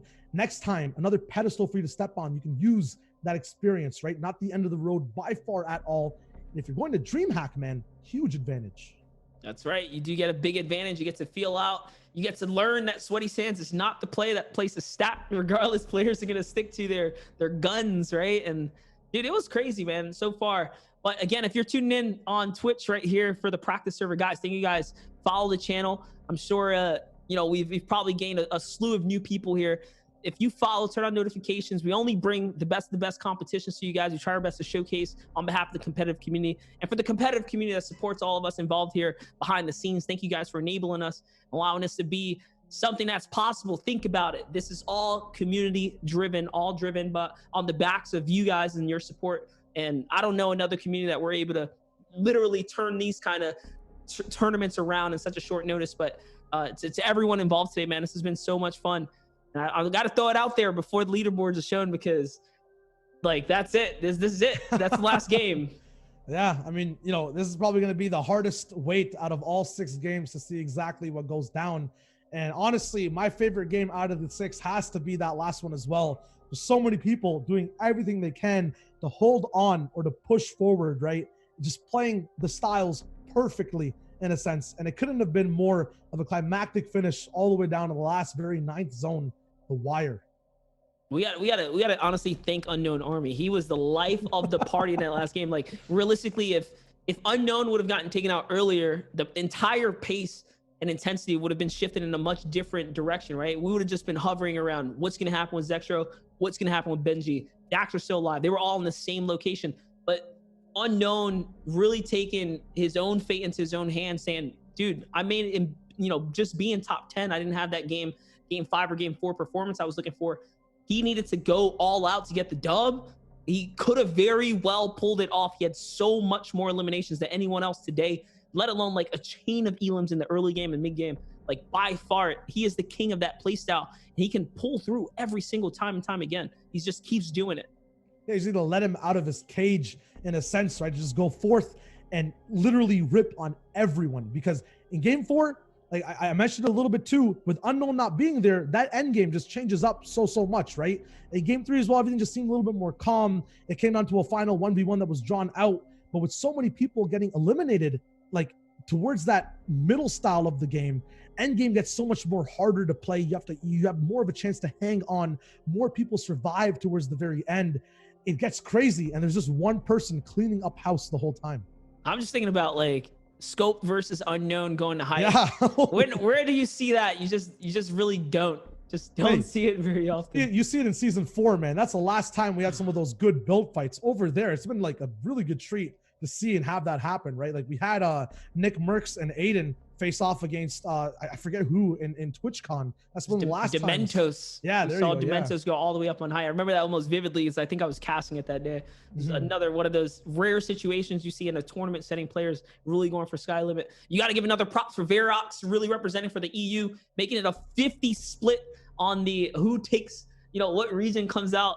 And this is on our servers, mind you. So man, I'm so proud of what the European region did today. That is something that I don't think anyone could have really anticipated, especially considering they only had 20 players here representing out of the 100 competitors today. So definitely crazy, definitely showcasing the skill gap or the skill ceiling is insane for the players out there. No, take that back. Not the skill gap difference, but like the ceiling is insane. Yeah. If you're good, you're just that good. I mean, yeah, you said you were proud. I'm absolutely scared because there's some people there playing on 120 ping who are having these results. Yeah. I'm gonna be at, we're gonna be at DreamHack looking at these guys on literally 0 playing against each other. I don't want to know the strats, the techniques that these guys haven't shown today. They just played with raw game sense, raw confidence that's not backed up by mechanics, right? Like 100% not backed up by mechanics. So when they're actually let out of the gate, that'll be like the most insane. We might have another unknown from EU pop up, right? You said it yourself. Wolfies, probably just tamed back a little bit because it didn't have the same type of shots connecting. I want to see Wolfies and unknown, both low ground, opposite sides of the storm, seeing who gets more points in that system on the same ping. That'll be intense. Yeah, we didn't get to see Wolfies v Unknown that game. We did get to see Wolfies versus Andretta though. That's and Andretta's really, really good at this game. Very sharp player. But Wolfies, man, really getting the best of a lot of players today. Definitely, Wolfies has one of those same kind of mid-game prowl, game plans, if you want to call it that. He loves to push boxes. He take the fight fearlessly. I'm not sure if he was able to do that successfully today, as successful as Unknown was. But I mean, he was out there. He was really popping off. I think he was one of the few players that was representing for EU for a little bit that managed to break top 16, which is a feat in its own. So we'll see how Wolfies did. We'll see who honestly pushed you to top 16. Remember, top 10 is the leaderboard, though. If you make it top 10, that's the only time you can earn prizing here for the Elite Cup today. $300 of victory as well. So should players have gotten a win and not gotten top 10, hey, you still get rewarded for winning the game, which is very, very difficult to do. You saw how stacked the lobbies were. There was a time we came into zone 8 and it was 20 players up. Like that right there, I don't think I've ever casted over, not in the recent times at least. So when you talk stacked players, this is what happens when you bring the best of the best under one hub. I know a lot of people joke around like, hey, you want a practice server invite? No, you don't. You don't want to play against these guys. They're crazy. They'll make you feel bad. They're that good. It's just how it is. Yeah, we're finalizing the leaderboards right now. We don't want to give you guys, the classic, 1 or 2 players aren't updated. So we're waiting until finalization is there. At the same time, if you got to play, even if you got to watch this competition unfold today, you have been through an uplifting experience. If you did well, you're now even more comfortable and confident. If you didn't, you have kind of a feeling of how this plays out. You can do better next time. If you're watching at home, this will be uploaded to YouTube afterwards. You can go check that out with the Practice Server channel. You can analyze, slow down, VOD review exactly what's going on. That will be there for you guys to use. Yeah, I'm actually going to type that in the chat for you guys right there. YouTube.com/practice server. We'd love if you guys subscribe to the YouTube channel. Like we said, we have a couple things coming in the works. One of them is definitely working on the channel. So that way, when we put on these shows and these tournaments, you guys can kind of go back and have an archive to watch it infinitely. And like he said, do your homework. I think we will also have some replay files. So I know a lot of people were asking about access to the VOD. Lucky for us, we do have spectator client access. I'm not sure how much of that we can share. We'll have to get a little bit clearance on that front. I'll let you guys know on whether or not we can share that, but I'm sure there's plenty of players we can get publicly to share with you guys so you guys can see what happened and transpired over the last 6 games.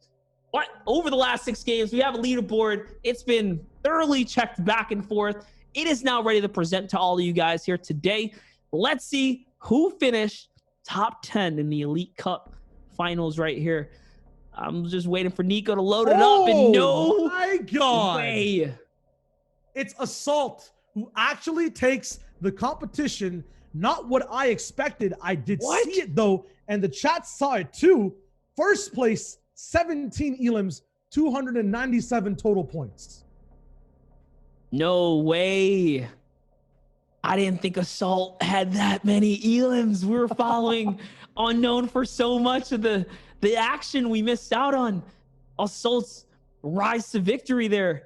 And this is why we want to get those replays to you guys. There's a lot of information to be diced out and shared here. There's plenty of action to, be captured. Daxter coming in second, though. Got to respect that. Playing so well all the way through. as did Zextro, as did Benji. Eclipse, someone we didn't really get to shine too much light on, but he played well as well, secured himself a 5th place. And we'll just go down the ladder here. Everyone deserves a shout out. Unknown taking 6. 7th place goes to Kez. 8th place to Slacks. And then you have Wavy coming in with the 9th as well, securing 17 eliminations, up towards the upper half of the amount of elims total in the tournament today. J Animal, Aqua, Verox, Nanolite, Kanata, and Sizzlucky all played really well. But remember, top 10 are the ones that earn prizing. Yeah, and a big shout out as well. I gotta put respect on Assault's name. We were doing a little bit of a prediction stream yesterday, looking at his stats in these elite scrims that are going on. Actually did not look too hot. In my opinion, was one of the underdogs, even though he has a lot of experience playing in competitive Fortnite. Comes through, pulls up the game sense, pulls up the elims, has a very even spread of total placement and elim points, just pops off. So big shout outs to him. At the same time, Eclipse playing very consistently. I'm pretty sure was on the top 16 page this whole time. Finally pulls up the 5th. Same story with Kez. Nanolite, one of the underdogs we're looking at, comes up to 14th. And Verox, proof that no matter what happens in your first 3 games, your last 3, even your last 2, if you perform back to back, you can hang out in those top spots in the leaderboard.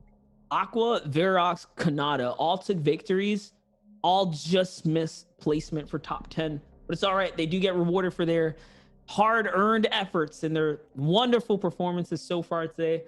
That's why I'm a big fan of the prizing kind of payout for people that take victories. I think they deserve the big kind of bump, but consistency in this DreamHack format is what paves the way. And don't forget, guys, next week, $250,000 on the line for DreamHack. It's not going to be captured traditionally, not by us, not by anyone that we know as of right now, but we will have key community figures like Bala TW and Shia Wager, who's right here, right next to me, casting from over there. They're going to try their best to figure out a way to deliver the content, whatever that might be. We might have to get creative, so we're going a good old bare bones showcase if we got to do it that way. And that's really all there is to it. This is a great tournament to kind of set the field for next week, Shia? No, absolutely. This was a sick competition to watch.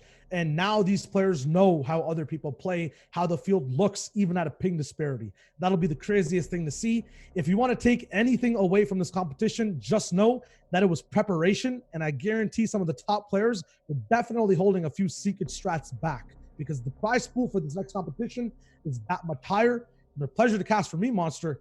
It's just been an awesome competition. That's right. That's going to be it from us here at the practice server, guys. Thank you guys so very much for coming through, hanging out. Check us out at Monster Deface, at Shia Wager, at the practice server. Don't forget to use that creator code practice server to keep up with more tournaments. And we want to give a special thank you to everyone involved here. Special thank you to Epic for allowing us to feature, again, Fortnite here on our own little platform. Another thank you to Prodigy Analytics, who behind the scenes was bringing so much extra valuable information to us casters here today. And that's going to be it. All right. We'll see you guys next time. Stay tuned on our socials for more action.